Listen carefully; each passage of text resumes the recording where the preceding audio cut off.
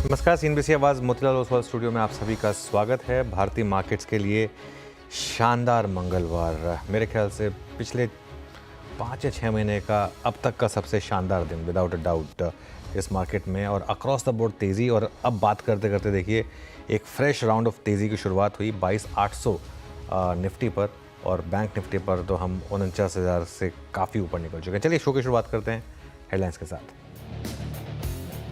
बाजार में दूसरे दिन दिख रहा है बुल्स का जोश। सेंसेक्स 900 पॉइंट उछलकर 75,100 के पार। निफ्टी भी 20 डेमा की बाधा पार करके 20,800 के अहम लेवल को पार करने को बेताब। इधर आईसीआईसीआई बैंक, एचडीएफसी बैंक के बलबूते बैंक निफ्टी 49,000 के पार। मिड कैप और स्मॉल कैप भी कर रहे हैं कमाल। बाजार में चौतरफा तेजी, कोई भी सेक्टर लाल निशान में नहीं। रियल्टी, ऑटो, मेटल में करीब 2% की मजबूती। मेटल में 2 से 3% तक चढ़े जेएसपीएल, सेल और हिंडाल्को, साथ ही कैपिटल गुड्स, पीएसयूज और एनबीएफसीज में भी रौनक कायम।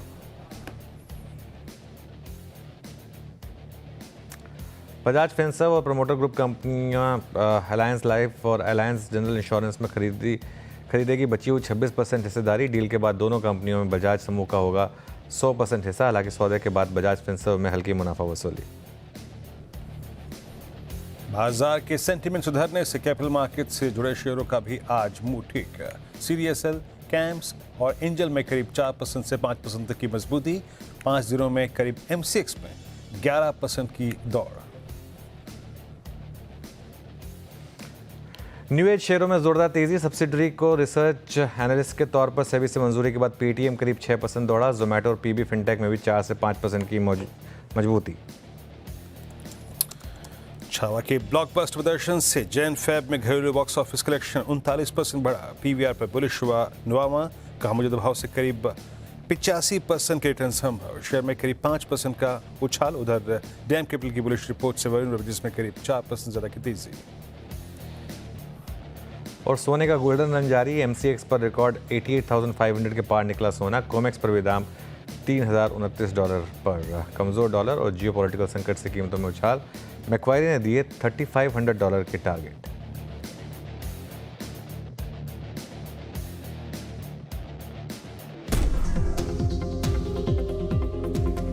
ये इंडसइंड बैंक का जो एक्सीडेंट है ये एक्चुअली बैंक निफ्टी के फेवर में काम कर सकता है, क्योंकि जो गिरेगा उसका वेट बहुत कम है, लेकिन वहाँ से जो पैसा निकलेगा उनके वेट बहुत ज़्यादा है। पैसा निकलकर कोटक, एचडीएफसी बैंक और आईसीआईसीआई बैंक, अगर इन 3 बैंकों में जाएगा इंडसइंड बैंक से निकलकर, तो वो इवेंचुअली जो हायर वेटेड स्टॉक्स हैं, अब अगर ये चलने शुरू हो गए और अगर एफआई की सेलिंग थोड़ी सी रिड्यूस हो गई तो ये बैंक निफ्टी के लिए बड़ा पॉजिटिव होगा। और एक चीज़ हमने कही थी कि इंडसइंड बैंक का एक्सीडेंट एक्चुअली बैंक निफ्टी के लिए पॉजिटिव होगा, और वहाँ से आप देखिए बैंक निफ्टी रुका नहीं है तब से। 47 आई थिंक 800 के करीब का वो लेवल था। बैंक निफ्टी पर इस चैनल पर व्यू भी यही लिया गया है कि पोजिशनली अब इस बैंक निफ्टी में आप लॉन्ग रहेंगे, क्योंकि ये एक क्लियर कट साइंस दिखा रहा है जिस तरीके के मूव्स रहे हैं उसमें। चलिए खैर बैंक निफ्टी की भी बात करेंगे, और खैर बैंक निफ्टी में तो हम ने जो व्यू लिया था कि शायद ये पॉजिटिव रहेगा, अच्छा मूव रहा। लेकिन शो की शुरुआत करते हैं। श्रेया बिरूर में रहेंगे आपके साथ।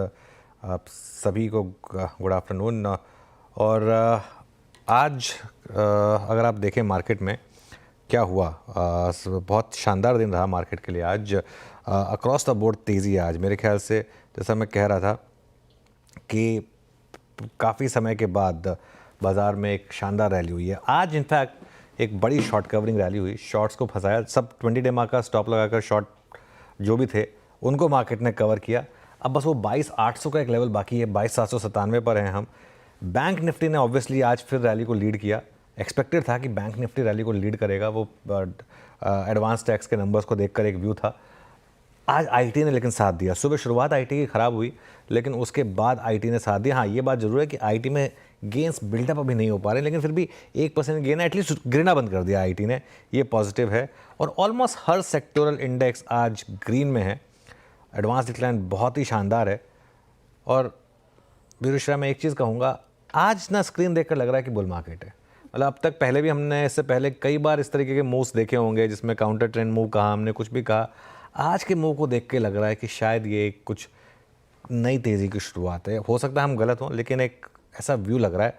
और आप इंस्टीट्यूशनल फेवरेट स्टॉक्स देखिए, M&M हो, लार्सन हो, एशियन पेंट्स हो, अक्रॉस द बोर्ड सभी स्टॉक्स में तेज़ी है। तो ये एक बड़ा पॉजिटिव साइन है। बिल्कुल, गुड आफ्टरनून। पॉजिटिव साइन देखने को मिल रहा है और कल भी हम बात कर रहे थे, कल भी चौतरफा खरीदारी थी मार्केट में, लेकिन ब्रेथ उतनी खास नहीं थी। आज देखिए ब्रेथ भी अच्छी है और मंगलवार का दिन मंगल साबित होता हुआ नजर आ रहा है मार्केट के लिए। चौतरफा खरीदारी, अक्रॉस द बोर्ड खरीदारी, मार्केट डे हाई के आसपास। जैसा कि आपने कहा, बैंक निफ्टी आउट परफॉर्म कर रहा है रिलेटिवली निफ्टी के कंपैरिजन से। आपकी जो कॉल थी वो भी एकदम सटीक पड़ी लॉन्ग रहने की। लेकिन बड़ा सवाल यहाँ पे अभी भी और सबके जहन में होगा कि जो बेयर मार्केट का फेज देख रहे थे, जो भारी गिरावट हम बाजार में देख रहे थे, क्या उस पे अब एक फुल स्टॉप लगता नजर आ रहा है? यहाँ से अब रैली और एक्सपेक्ट करें? कैसे लेवल्स लग रहा है आपको? इंपॉर्टेंट टेक्सचर क्या लग रहा है मार्केट का? शायद फीलिंग तो आ रही है कि 22,800 पर, और हमने एक बात कही थी कि अब यहाँ से लॉन्ग टर्म इन्वेस्टर्स तो शायद पैसा बनाएंगे ही, लेकिन क्या ट्रेडर्स ने भी पैसा बनाना शुरू किया है लॉन्ग साइड पर? ये बहुत इंटरेस्टिंग है। 22,800 के ऊपर अगर आप बंद हो गए तो मुझे लग रहा है कि अगले दौर की शॉर्ट कवरिंग शुरू होगी। देखिए 22,750 से 22,800 पे हर किसी ने एक्सपेक्ट किया था कि बड़ी रेजिस्टेंस आएगी, इतनी आसानी से नहीं टूटेगा वो। अभी भी टूटा नहीं है, लेकिन एटलीस्ट आपने उसको टेस्ट बड़ी जल्दी कर लिया, उस हिसाब से एक बहुत बड़ा पॉजिटिव है। तो लॉन्ग रहें अब इस मार्केट में। अब तक हमारी अप्रोच थी 22,300 के स्टॉप के साथ लॉन्ग रहें, अब वो चेंज हो जाएगा, 22,600 का स्टॉप कर लें। आज का लो अब 22,600 हो गया। और आज के लो की सिग्निफिकेंस समझिए, 20 डेमा जो कल तक मार्केट के लिए रेजिस्टेंस का काम कर रहा था, आज सपोर्ट का काम कर रहा है। आज का लो 20 डेमा, सुबह मार्केट ने एक डिप दी आपको बस 20 डेमा पर, और वहाँ से मार्केट ने फिर आपको शानदार मूव दिया। फ्रेश अप्रोच किसी भी रीज़न से अगर आपको 22,800 पे रिजेक्शन मिले, 22,650 तक की डिप मिले, तो वहाँ पे खरीदें। 22,650 की डिप अगर मिले तो, और 22,600 का स्टॉप लॉस लगा दें। और अगर 22,800 रिजेक्ट हुआ तो प्रॉफिट बुकिंग करें, कोई टेंशन नहीं है। बैंक निफ्टी की जहाँ तक बात है, बैंक निफ्टी अब 10, 20 और 50 डे एक्सपोनेंशियल मूविंग एवरेज के ऊपर काम कर रहा है। अब ये एवरेजेस जो हैं बैंक निफ्टी के लिए बहुत बड़े सपोर्ट का काम करेंगी। और 49,000 के ऊपर अगर आप बंद हुए तो 49,500 और इवन 50,000 का रास्ता खुलेगा। ये साल बिलोंग करेगा बैंक निफ्टी को। आई थिंक पिछला साल आईटी और फार्मा का था, ये साल बैंक निफ्टी का है। वैल्यूएशंस कंफर्टिंग हैं, लार्ज कैप में अच्छा कंफर्ट है, आरबीआई एक्टिव है। ये मेरा एक व्यू है। और लॉन्ग रहें, अपने स्टॉप लॉस को 48,500 पर ले आएँ। Veeru, good afternoon. Stock specific action कैसा है? अनुज, गुड आफ्टरनून। रंगत है अनुज, हर तरफ रंगत है। और हालांकि आज है ना, इतनी सारी चॉइस है कि ग्रिप क्या करें, पकड़ें क्या यहाँ पर। बट मैं फिर भी स्क्रीन पे लेके आऊँगा रिस्क रिवॉर्ड रेशियो के आधार पर बेटर, या फिर ऑल टाइम हाई के नज़दीक, या फिर थ्रेशहोल्ड पॉइंट के नज़दीक कुछ स्टॉक्स। यूपीएल, मैंने इसका जिक्र कल भी किया था और इनफैक्ट आज भी कर रहा हूँ। But considering risk reward ratio, considering जो रेस्ट ऑफ केमिकल कर रहा है, look at OI rations, 2 lakh से जुड़े यहाँ पे 636, 7% ऊपर। बट वो जो SRF और इसकी तेज़ी के बीच में एक डिफरेंशियल परसिस्ट कर रहा है। बात है उसको चेस करने की, सारे एवरेजेस के ऊपर ट्रेड करता हुआ, और एक short term sloping normal channel के हाइस को टेस्ट करता हुआ। वो पॉइंट है एग्जैक्टली 638, तो 638 not exactly in futures spot पर, थोड़ा सा उसको देखिएगा। फिर लेके आते हैं M&M आपकी स्क्रीन पे। M&M आएगा। अब देखिए M&M में क्या है। M&M में आज तेज़ी हुई। आज सफ़र इसने इस पूरे दिन की शुरुआत करी लगभग 10 डे से। 10 डे को भी इसने कब काटा? आज पहली बार काटा 11 फरवरी के बाद। ओपनिंग हुई 10 डे पे, उसके बाद इंट्राडे में क्रॉस करा 20, फिर 200। 3 एवरेजेस एक ही सेशन में इसने काटे। और आप बाइंग देखिए, करीब 4 लाख से जुड़े हैं इसके ओपन इंटरेस्ट में। 2854 माफ़ कीजिएगा, वहाँ पे इसका 50 डे में आता है। तो दूसरा स्टॉक यूपीएल के बाद जिसको मैं आई थिंक यहाँ पे एडमायर कर रहा हूँ, वो है आपका M&M। और तीसरा है डिफेंस स्पेस से HAL। HAL में अभी भी 10-20 का पॉजिटिव क्रॉसओवर नहीं है, बट स्टिल थोड़ा सा मैं प्रीएम्प्ट कर रहा हूँ। प्रीएम्प्ट क्यों कर रहा हूँ? 17 दिसंबर से चली आ रही फॉलिंग चैनल वो बाइसेक्ट हुई, अच्छी शॉर्ट कवरिंग है। 2 स्टॉक्स मैंने वो कोट किए जहाँ पे OI जुड़ा, लेकिन यहाँ पे शॉर्ट कवरिंग मेरे लिए ट्रिगर है। तो मैं अप्रॉक्सीमेटली जिस रेंज पे फोकस कर रहा हूँ अभी, यहाँ से वो 100 रुपये ऊपर की है 3684, जहाँ पे इसका फॉलिंग 50 डे अलाइंड है। अच्छा अनुज, कल भी मैंने आपसे अब इसी वक्त यही प्रश्न पूछा था कि आईटी बहुत ओवरसोल्ड है क्या? और देखिए कल क्लोजिंग जाते थे फ्लैट भी हो गया था स्लाइटली विद पॉजिटिव बायस, और आज 350 अंक ऊपर। आज दोनों का कॉम्बिनेशन ठीक ठाक हमारे फेवर में गया, आईटी का भी बैंक का भी, बट स्टिल यहाँ से बेटर रिवॉर्ड कौन रखता है, बैंक या फिर IT? Banks, I mean without a doubt. देखिए आईटी में अभी भी मैं आपको एक चीज़ बताऊं, आज मैं शॉर्ट कवरिंग एक्सपेक्ट कर रहा था आईटी में, और काफ़ी गिरी भी थी आईटी स्टॉक्स, तो इस वजह से एक्सपेक्टेड था। लेकिन अभी भी ये खबरें आती रहेंगी कि बैंक कि यूएस में रिसेशन का फियर है, टैरिफ वॉर है, ये सब मूव्स आते रहेंगे। एक दिन से चेंज नहीं हो गया सब कुछ। आज का शॉर्ट कवरिंग का एक्सपेक्टेड था बैंक्स पे, लेकिन स्ट्रक्चरल तेज़ी है। बैंक्स की तेज़ी स्ट्रक्चरल है क्योंकि बैंक्स में वैल्यूएशन कंफर्ट है, प्लस बैंक्स में आप जिस तरीके से एडवांस टैक्स नंबर्स आए, बार बार उसका जिक्र कर रहा हूँ, कुछ साइन बन रहे हैं यहाँ पर कि शायद इस बार क्वार्टरली परफॉर्मेंस बैंकों की काफ़ी अच्छी रहेगी। तो अगर आप को व्यू लेना है यहाँ से थोड़ा सा पोजिशनल, बैंक निफ्टी। एक और चीज़, बैंक निफ्टी में एक आध दिन आएंगे जिसमें आप गिरेंगे, हो सकता है 500-600 पॉइंट किसी एक दिन गिर जाए बैंक निफ्टी में, लेकिन वो जो स्ट्रक्चरल तेज़ी है बैंक निफ्टी की शुरू हुई है, एटलीस्ट उसको वायलेट नहीं करेगा वो। निफ्टी आईटी में क्या है कि अभी भी आज की जो रैली अगर वो कल स्वाहा हो गई तो फिर वो वापस आप रीसेंट लोज पे आ जाएंगे, तो इसके लिए वो एक रिस्क रहेगा। मेरे ख्याल से banks are position better than IT. अच्छा, मैं थोड़ा सा गड़बड़ कर गया, बैंक निफ्टी में अभी भी 50 डेमा में थोड़ा टाइम है, लेकिन एटलीस्ट 20 के ऊपर है।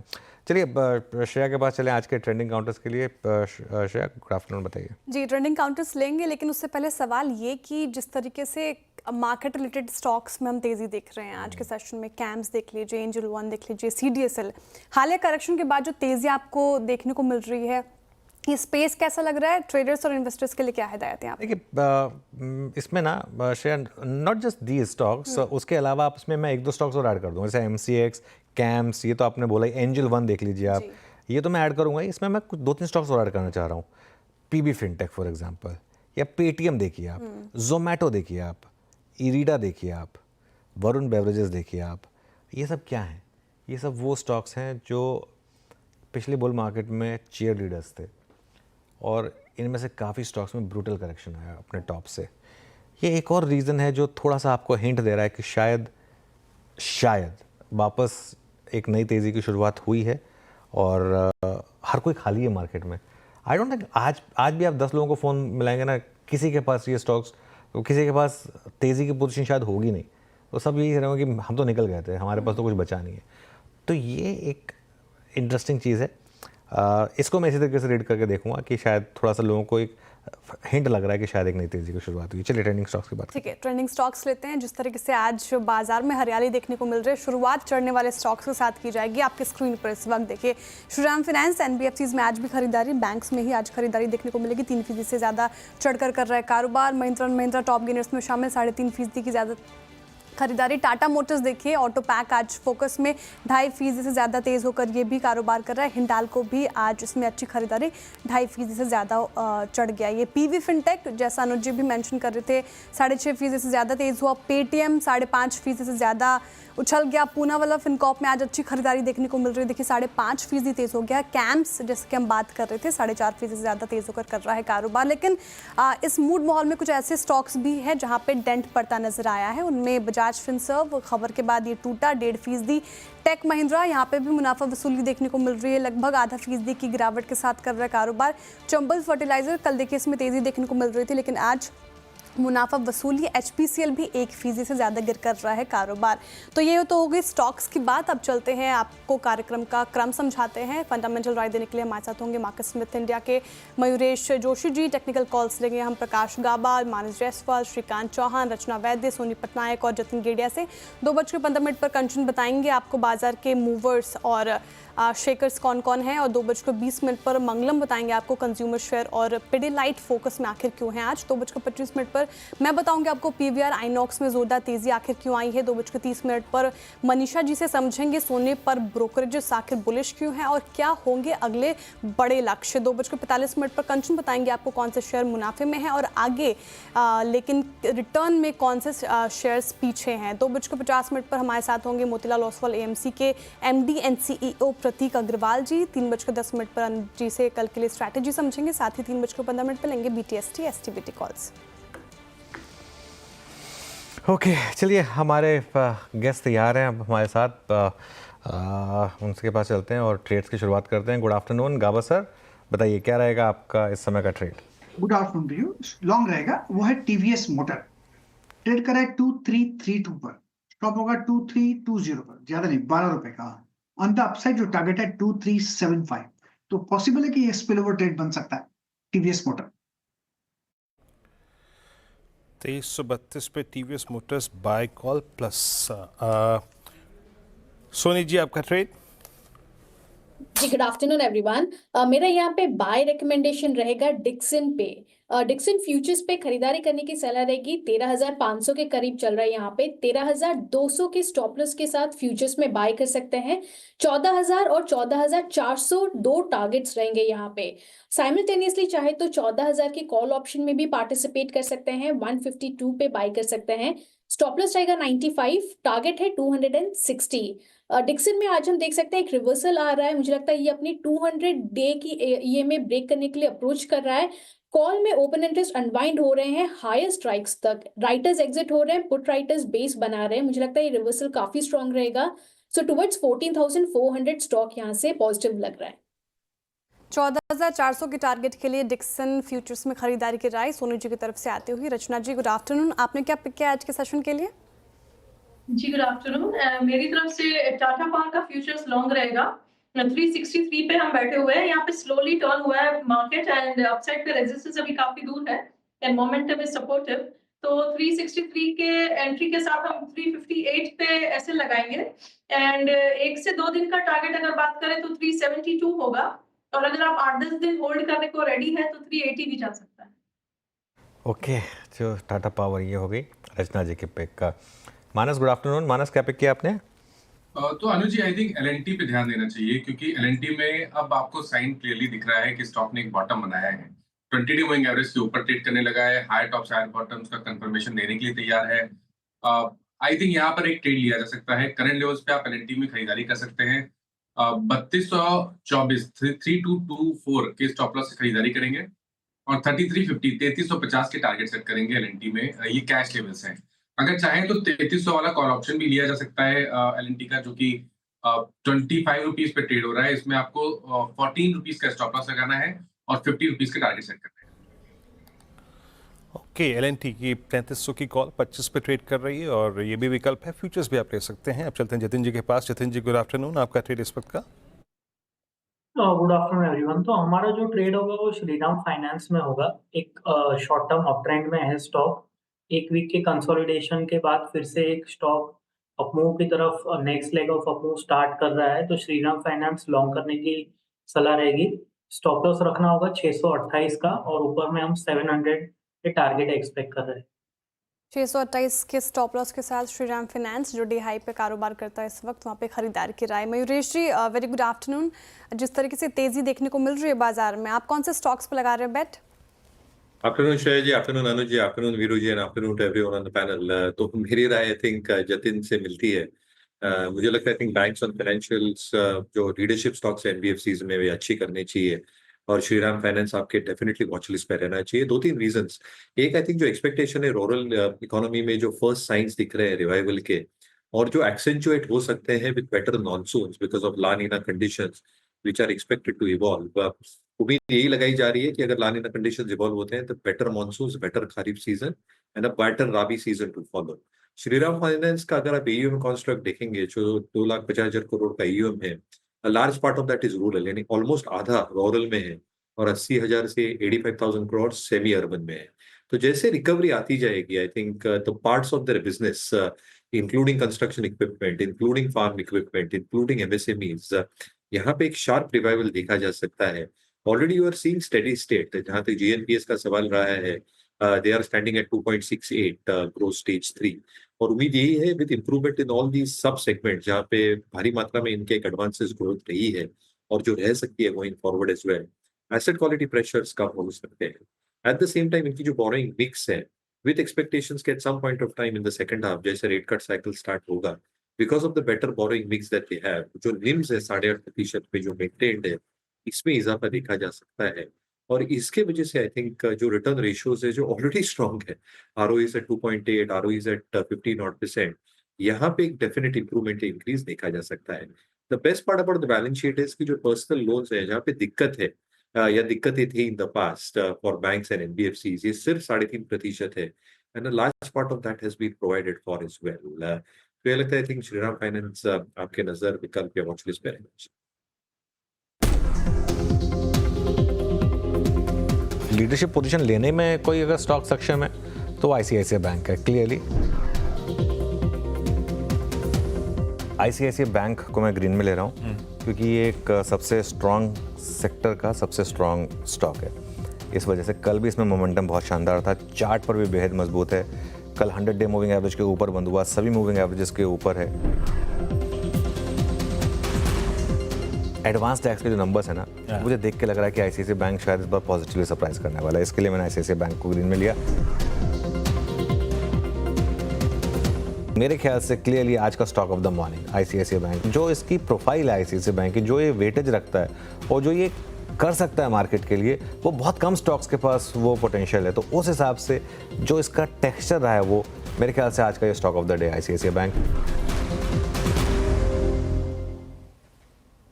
Stock of the day ICICI bank day high भी कर रहा है कारोबार 2.5% से ज़्यादा की तेज़ी के साथ बिग स्टॉक में शामिल है। अनुज जी, सबसे पहला सवाल तो ये, एक तो एकदम सटीक एनालिसिस आपकी, क्या भापा आपने ICICI बैंक में ऐसा जो तेज़ी हम देखने को मिल रही है? इसमें श्रेया देखिए, इसकी तेज़ी की शुरुआत हुई थी एक्चुअली वो इंडसइंड बैंक वाले दिन, जब वो इंडसइंड एक्सीडेंट बना था, उस दिन इस तेज़ी की शुरुआत हुई थी। इसका एक हफ्ते का चार्ट रख दीजिए जरा ICICI बैंक का, ये देखिए हमने उस दिन से एक पॉजिटिव व्यू लिया था ICICI बैंक पर।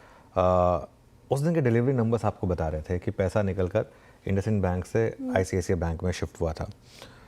और उसके बाद I think it was a no brainer, क्योंकि जिस तरीके से बैंक्स ने एक ट्रैक्शन पकड़ा है और जिस तरीके से लग रहा था एडवांस टैक्स के नंबर्स देखकर कि बैंकों के, प्राइवेट बैंकों के नंबर्स काफ़ी अच्छे थे, और जो FI की सेलिंग भी थोड़ी कम हुई थी, हालांकि कल वापस आ गई FI की सेलिंग, लेकिन जो FI की सेलिंग थोड़ी कम हुई थी, देख के लग रहा था कि ये स्टॉक जो है ना कुछ कमाल करने के मूड में है। अच्छा, इसमें एक और चीज़ आप नोटिस करें, इस स्टॉक ने आउट परफॉर्म किया है बैंक निफ्टी और प्राइवेट बैंक निफ्टी को, चाहे कोई भी टाइम फ्रेम उठा के देख लीजिए आप, month to date, year to date, 1 साल का, 2 साल का, 3 साल का, मैं 5 साल का, हर लेवल पे आउट परफॉर्म किया। जब से संदीप बख्शी जी ने ज्वाइन किया है, ये खैर एक नेक्स्ट लेवल का बैंक रहा है। बीच में एक फेज़ आया जिसमें इसने रिटर्न बनाने कम कर दिए थे, नेगेटिव रिटर्न नहीं दिया इसने वो, लेकिन क्योंकि ICICI बैंक इससे आप एक्सपेक्ट करते थे कि हर बार पॉजिटिव रिटर्न देगा, नेगेटिव रिटर्न नहीं दिया, लेकिन फिर भी लोगों को थोड़ा डिसअपॉइंटमेंट हुई।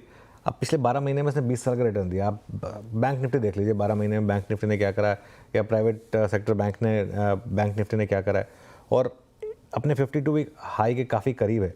ये देखिए बैंक निफ्टी 5% ऊपर है, 4 गुना के करीब रिटर्न दिए हैं इसने। तो स्ट्रॉन्ग स्टॉक्स में बस आपको ट्रिगर की ज़रूरत होती है, वो ट्रिगर इंडसइंड के टाइम मुझे लग रहा था कि मिल गया, तो इस वजह से ये मुझे लग रहा है कि अभी ये जल्दी ऑल टाइम हाई भी शायद लगाए। महेश, ICICI बैंक का क्या व्यू रहेगा आपका इस स्टॉक पर? नहीं अनुज जी, पॉजिटिव रहेगा। और जहां तक नंबर्स या रिजल्ट्स का सवाल रहा है, हमें लगता है आई थिंक जो एक्सपेक्टेशन हम बांध के रख रहे हैं लीडरशिप स्टॉक्स के लिए, आई थिंक ICICI बैंक और कोटक बैंक, ये प्राइवेट नेम्स में से हमें लगता है आई थिंक कि बहुत अच्छा प्रदर्शन दे सकता है। ऑब्वियसली आई थिंक जो रिजल्ट्स Q3 तक रहे हैं, there has been some periodicity of pain some sub segments में बैंकिंग इंडस्ट्री के लिए, बट मुझे लगता है by the time Q4 numbers are announced, I think a large part of that pain will be absorbed in terms of reported numbers। और इसलिए I think जो आंकड़े रहेंगे, GNPAs रहने दीजिए, NPAs रहने दीजिए, जो प्रोविजन कवरेज रहा है, I think that is well set out as well. Capital adequacy Tier 1 ratio specifically बहुत स्ट्रॉन्ग है, cost to income ratios dwindle down कर रहे हैं, credit underwriting has drastically improved for large banks. और इसके वजह से मुझे लगता है आई थिंक जो एडवांसेस ग्रोथ है, जो डिपॉजिट्स में भी इजाफा देखा जा रहा है, और जो कासा में एक डीग्रोथ देखी गई थी पिछले कई तिमाहियों तक, वो संभलती हुई दिख रही है। And because of a better liability franchise, मुझे लगता है I think these large banks, specifically I think ICICI bank और Kotak bank which in larger names, अच्छे करने चाहिए as far as financials are concerned, not just for Q4, but हमें लगता है I think for this year itself I think ये 2 banks शायद stand out. Kotak Mahindra bank और आईसीआईसीआई बैंक पसंद आ रहा है, फिलहाल स्टैंड आउट कर सकते हैं। चलिए अब आगे बढ़ते हैं शो में और बात करते हैं मूवर्स और शेकर्स की। देखिए बाजार में आज जोरदार तेजी देखने को मिल रही है, कई सारे स्टॉक्स में अच्छी खासी तेजी है, लेकिन कुछ ऐसे स्टॉक्स हैं जहां पे मायूसी भी है। लेकिन सवाल है कि बाजार के मूवर्स और शेकर्स कौन है, बताने के लिए कंचन जुड़ी हुई है मेरे साथ। बताइए कंचन। जी, जैसे कि आपने बताया मूवर एंड शेकर, इस टाइम पे शेकर्स तो हमें कम ही दिखाई दे रहे हैं बिकॉज जो बाजार का मूड माहौल है वो काफी अच्छी तरीके से इस टाइम पे दिखाई दे रहा है। जैसे कि आप लोग भी अभी डिस्कस कर रहे थे, आईसीआईसीआई बैंक अपने फंडामेंटल्स के दम पे और साथ ही साथ अपने टेक्निकल चार्ट्स के दम पे आज बैंकिंग सेक्टर में आईसीआईसीआई ने काफी बड़ा कॉन्ट्रीब्यूशन दिया है। और साथ ही साथ हमारे मैनेजिंग एडिटर अनुज जी ने भी ये बात डिस्कस की थी, काफी लंबे टाइम से वो आईसीआईसीआई के ऊपर कवरेज भी कर रहे हैं। चलिए अब उन स्टॉक्स की बात कर लेते हैं जो खबरों में बने हुए हैं और खबरों के दम पे यहाँ पे एक अच्छा खासा एक्शन हमें देखने को मिल रहा है। सबसे पहले बात करते हैं बुल की, यहाँ पे बढ़ने वाले शेयर कौन से हैं। सबसे पहला नाम आता है पीबी फिनटेक का, बिकॉज यहाँ पे कोटक की एक रिपोर्ट आई है और कोटक की रिपोर्ट पे जो उन्होंने पहले रिड्यूस की रेटिंग दी थी उसको बढ़ा के ऐड कर दिया है। उनका मानना है कि आने वाले टाइम पे हमें 1525 तक के लक्ष्य देखने को मिल सकते हैं और आने वाले टाइम पे ये जो न्यू बिजनेस ग्रोथ है वहां पे भी अच्छी खासी तेजी हमें देखने को मिल सकती है। साथ ही पेटीएम का शेयर आज अच्छी खासी तेजी के साथ बना हुआ है बिकॉज पेटीएम को सेबी का अप्रूवल मिल गया है ताकि वो जो रिसर्च एनालिसिस है उसको डिलीवर कर सके। साथ ही साथ जितने भी इन्वेस्टमेंट इनसाइट्स है, रिसर्च रिपोर्ट्स है और डेटा ड्रिवन एनालिसिस है वो अब पेश कर सकती है, जिसके बाद यहाँ पे भी हमें एक अच्छा खासा अपमूव आता हुआ दिखाई दे रहा है। जैसे कि आप देख ही रहे हैं चार्ट्स पे 6% की तेजी यहाँ पे हमें देखने को मिल रही है। इरेडा, बिकॉज यहाँ पे बेसिकली फिस्कल ईयर 25 का जो बोरोइंग प्लान था इनका 5000 करोड़ का, उसके बढ़ोतरी को मंजूरी मिल गई है। 24,200 करोड़ से ये बढ़ के अब हो गया है 29,200 करोड़ का। साथ ही साथ हिंदुस्तान एरोनॉटिक्स, आज हमने अपनी ब्रोकरेज में भी ये मॉर्निंग में कवर किया था, यूबीएस ने यहाँ पे अपनी रेटिंग दी है। हालांकि जो टारगेट प्राइस है उसको थोड़ा सा कट कर दिया है, लेकिन यूबीएस का कहना है कि इस टाइम पे जो वैल्यूएशंस है काफी ज्यादा अट्रैक्टिव लग रहे हैं और ऑर्डर बुक भी अच्छी खासी तरीके से रैंप अप होती हुई दिखाई दे रही है। अब शेकर की बात कर लेते हैं कि आज हम मॉर्निंग से ही डिस्कस कर रहे हैं बजाज फिनसर्व के बारे में, काफी बड़ी खबर इसमें आई है जिसके बाद यहाँ पे हमें हल्का सा बाजार में इसमें प्रेशर आता हुआ दिखाई दिया है। बेसिकली ये अलियांस का जो 26% का स्टेक है वो एक्वायर कर रही है। ओके, चलिए तो ये इस समय के कुछ बिग मूवर्स। शुक्रिया कंचन। थोड़ा आगे बढ़ते हैं, अब कुछ और स्टॉक्स की बात करते हैं। एक बार महिंद्रा एंड महिंद्रा लेकर आइए जरा स्क्रीन पर और एक बार लेकर आइए लार्सन एंड ट्यूब्रो। दोनों स्टॉक्स में एक मोमेंटम आपको शानदार दिखाई देगा। दोनों स्टॉक्स, गाबा सर आप देखिए मैंने इसलिए चुने क्योंकि दोनों बड़े स्टॉक्स में बड़ी करेक्शन हुई थी इस साल अपने हाई से। यहाँ पर अब दोनों स्टॉक्स पर आपका व्यू? मेरे ख्याल से महिंद्रा में एक अपमूव है, बेस बन रहा है, हायर बॉटम बना हुआ है, एक छोटा ब्रेकआउट चाहिए था वो भी मिल चुका, 2785 पर ट्रेड कर रहा है। स्टॉप लगाना चाहिए 2760 का महिंद्रा पर। मेरे ख्याल से 2850 2900 ये एक जोन है, वहां तक जाना चाहिए और ये स्टॉक मैंने रिकमेंड किया क्लाइंट्स को। दूसरी बात एलएनटी की, यहाँ पर एक सुबह से एक लगता है कि एक तेजी है, बहुत बढ़िया बेस बना हुआ है करीब 4 हफ्ते से, और यहाँ पर जो बेस बना हुआ उससे कह सकते हैं कि नीचे आना बंद हो गया, अपमूव शुरू होना चाहिए। यहाँ से ट्रेड कर रहा है 326 से, स्टॉप लगाए 3240, ज्यादा नहीं, करीब 28 रुपए का स्टॉप है, ज्यादा नहीं। अपमूव 3375, 3350, 3400 ये एक जोन है, वहां तक जाना चाहिए। Yes, LNT spill over trade बन सकता है कल तक के लिए भी। ओके, मानस जी की कॉल थी अभी अभी ये एलएनटी, जहाँ पे एक पुल बैक एक्सपेक्ट कर रहे थे। अच्छा, एक इंडेक्स लाइए Nifty oil and gas index, और करीब 10,067 के स्तर पे है। और Nifty oil and gas index आप समझ लीजिएगा कि सितंबर 2024 से चली आ रही चैनल के बाद पहली बार 50 डिमा के जोन्स को टेस्ट कर रहा है। मानस में अभी कुछ देर से नोटिस कर रहा था ओआई 2 स्टॉक्स के, पेट्रोनेट और गेल, दोनों रिवर्सल की टेंडेंसी है। मैं ये नहीं कह रहा हूँ कि स्ट्रेंथ कहीं पर है, बट रिवर्सल। एक बार पहले पेट्रोनेट रखिएगा, पैरेलली में दूसरी तरफ रखिएगा आप गेल। पेट्रोनेट 288 20 डेमा को स्ट्राइक करता हुआ, और गेल आएगा आपकी स्क्रीन पे, ये स्ट्राइक कर रहा है 162 पे 20 डेमा के ऊपर के zone. Pull back, typical pull back, कहाँ खेलना चाहिए? तो देखिए पेट्रोनेट पे अभी थोड़ा वेट करना बेहतर रहेगा, क्योंकि यहाँ पर ब्रेकआउट का जो स्तर है वो 292 है। 292 के ऊपर निकले तभी यहाँ पर खरीदारी करें, लेकिन खरीदारी करंट लेवल्स पे गेल में करनी है। यहाँ पर एक ट्रायंगुलर फॉर्मेशन का ब्रेकआउट है, स्टॉक अपने 20 डे मूविंग एवरेज के ऊपर निकला है। 158 के स्टॉप लॉस से एक पोजीशन ट्रेड लेना बेहतर रहेगा, और 170 रुपए तक के टारगेट्स पॉसिबल है गेल में। अगर चाहे तो ऑप्शन ले ले, वो आई थिंक बेहतर स्ट्रेटजी है। 160 वाला जो कॉल ऑप्शन है गेल का 4 रुपए 40 पैसे पे ट्रेड हो रहा है। इसमें आपको 2 रुपए के स्टॉप लॉस से खरीदारी करनी है और 10 रुपए के टारगेट सेट करने हैं। ठीक है, तो ये बात हुई गेल और पेट्रोनेट के। गेल में बाइक करने की खरीदारी है। अब कुछ और स्टॉक्स की बात करते हैं जो आज फोकस में। इनफैक्ट आप देखिए पिडिलाइट ने आज एनालिस्ट मीट में आगे की ग्रोथ प्लान पेश की है, जिसके चलते शेयर में आज अच्छी खासी तेजी देखने को मिल रही है। साथ ही आप देखिए और भी कंज्यूमर शेयरों में अच्छी रौनक है। सभी पर शेयरों पर खास डिटेल लेकर हमारे साथ मौजूद हैं मंगलम बताइए क्या है खबर। तो सबसे पहले हम पिडिलाइट के बारे में बात करते हैं। पिडिलाइट अभी हाल ही में समझिए आज थोड़ा सा म्यूटेड है, पर इसका जो एनालिस्ट मीट है काफ़ी इंपॉर्टेंट है। वो क्यों है? क्योंकि आप देखें तो 31 तारीख को भरतपुरी का कार्यकाल खत्म हो रहा है। कंपनी के नए एमडीज आ रहे हैं, सुधांशु वत्स और कविंदर सिंह, और कंपनी ने आगे ग्रोथ कैसी होगी उसके बारे में बताया है। उन्होंने कैपेसिटी एक्सपेंशन के लिए 200 करोड़ इस साल से ज़्यादा निवेश करने का प्लान बनाया है। पिछले कई सालों में उन्होंने 2600 करोड़ कैपेसिटी एक्सपेंशन के लिए दिया है।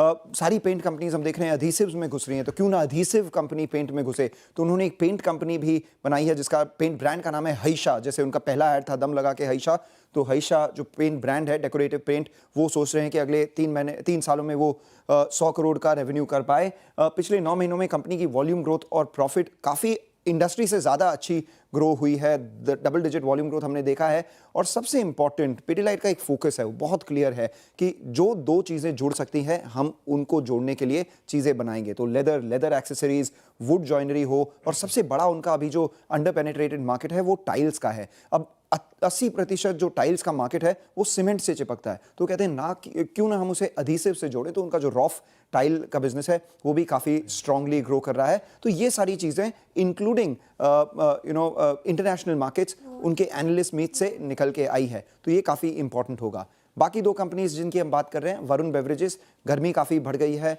और कंपनी में काफ़ी वॉल्यूम भी शेयर का बढ़ गया है। लोग कह रहे हैं कि कंपटीशन से इतना फ़र्क नहीं पड़ेगा वरुण बेवरेजेस को। उन्होंने अपना एनुअल रिपोर्ट भी बीच में जारी किया था, तो उस वजह से काफ़ी सारे एनालिस्ट कॉल्स आए हैं स्टॉक पर। डैम कैपिटल ने कहा है कि हाल ही की गिरावट के बाद एंट्री के लिए ये स्टॉक काफ़ी आकर्षक है। टिपिकली मार्च से मई के बीच में ये स्टॉक में अच्छे रिटर्न्स देखने मिलते हैं, क्योंकि पेप्सी गर्मी में इनका प्रोडक्ट जो है काफ़ी चलता है। और फाइनल स्टॉक जो हम देख रहे हैं वो गोदरेज कंज्यूमर है। कल वो स्टॉक भी काफ़ी गेन कर रहा था और आज कंटिन्यू कर रहा है गेन करना। हम देख रहे हैं कि CLSA के साथ आज कई सारे इन्वेस्टर्स ने कंपनी से मुलाकात की है, और आज गोल्डमैन सैक्स का भी सुबह नोट आया था। उन्होंने कहा कि ये जो 3rd क्वार्टर की वीकनेस थी वो गोदरेज कंज्यूमर में एक एबेरेशन थी या एक आउटलायर थी। आगे जाके वो ग्रोथ बढ़ेगी और FY26 में जो गोदरेज कंज्यूमर स्टॉक है या कंपनी है सबसे ज़्यादा उनके कवरेज में ग्रोथ दिखाएगी, और उसको मद्देनज़र रखते उनका जो टारगेट प्राइस है करीब 1400 रुपये है। स्टॉक करीब 1100 रुपये के आसपास है। तो ये कंज्यूमर स्टॉक्स सारे फोकस में। बिल्कुल, कंज्यूमर स्टॉक्स में काफ़ी अच्छा दमखम है आज, और मंगलम ने वो दम लगा के हैया वाली वो जो बात की है, हाइशा है ना वो। अच्छा मंगलम आप यहीं रहिएगा, मैं क्योंकि आपको तो पता होगा इसका आंसर। मैं वीरू से पूछता हूँ। वीरू, वो जो ऐड देखा था आपने फेविकॉल का, पता उस ऐड में कौन था? उसमें जो एक्टर है वो कौन है, गेस करिए। फेविकॉल ऐसा जोड़ लगाए, वो दम लगा के हैशा, वो दोनों तरफ रसाकशी चल रही होती है। वो बोमेन ईरानी ना? नहीं। हाँ। वो एक बहुत मशहूर डायरेक्टर हैं जो खैर मंगलम को पता होगा, राजू हिरानी उसमें थे।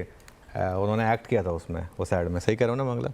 हाँ बिल्कुल आप सही कह रहे हैं। और राजू हिरानी ने उस ऐड में एक्ट किया था, पीयूष पांडे का वो ऐड था। और सबसे बेस्ट पार्ट उस लाइन की, जो उस बिजनेस ऐड की जो सबसे आइकॉनिक लाइन थी, दम लगा के हईशा, वो किसी कॉपीराइटर ने नहीं लिखा था। वो बस वो चिल्ला रहे थे दम लगा के हईशा, दम लगा के हईशा, वो अब ऑटोमेटिकली बन गई और वो काफ़ी बहुत प्रचलित हुई वो ऐड। बिल्कुल। अच्छा। हाँ, आई थिंक एक चीज़ तो आप सेफली कह सकते हैं कि पिछले 30 सालों में अगर एक ऐड जिसने सबसे ज़्यादा कैप्चर किया इमेजिनेशन को, वो फेविकॉल का ही ऐड रहा है। काफ़ी इसके और भी एड्स रहे हैं, काफ़ी क्रिएटिव है ना। वीरू कुछ कह रहे थे? वीरू अब देख लिया मैंने।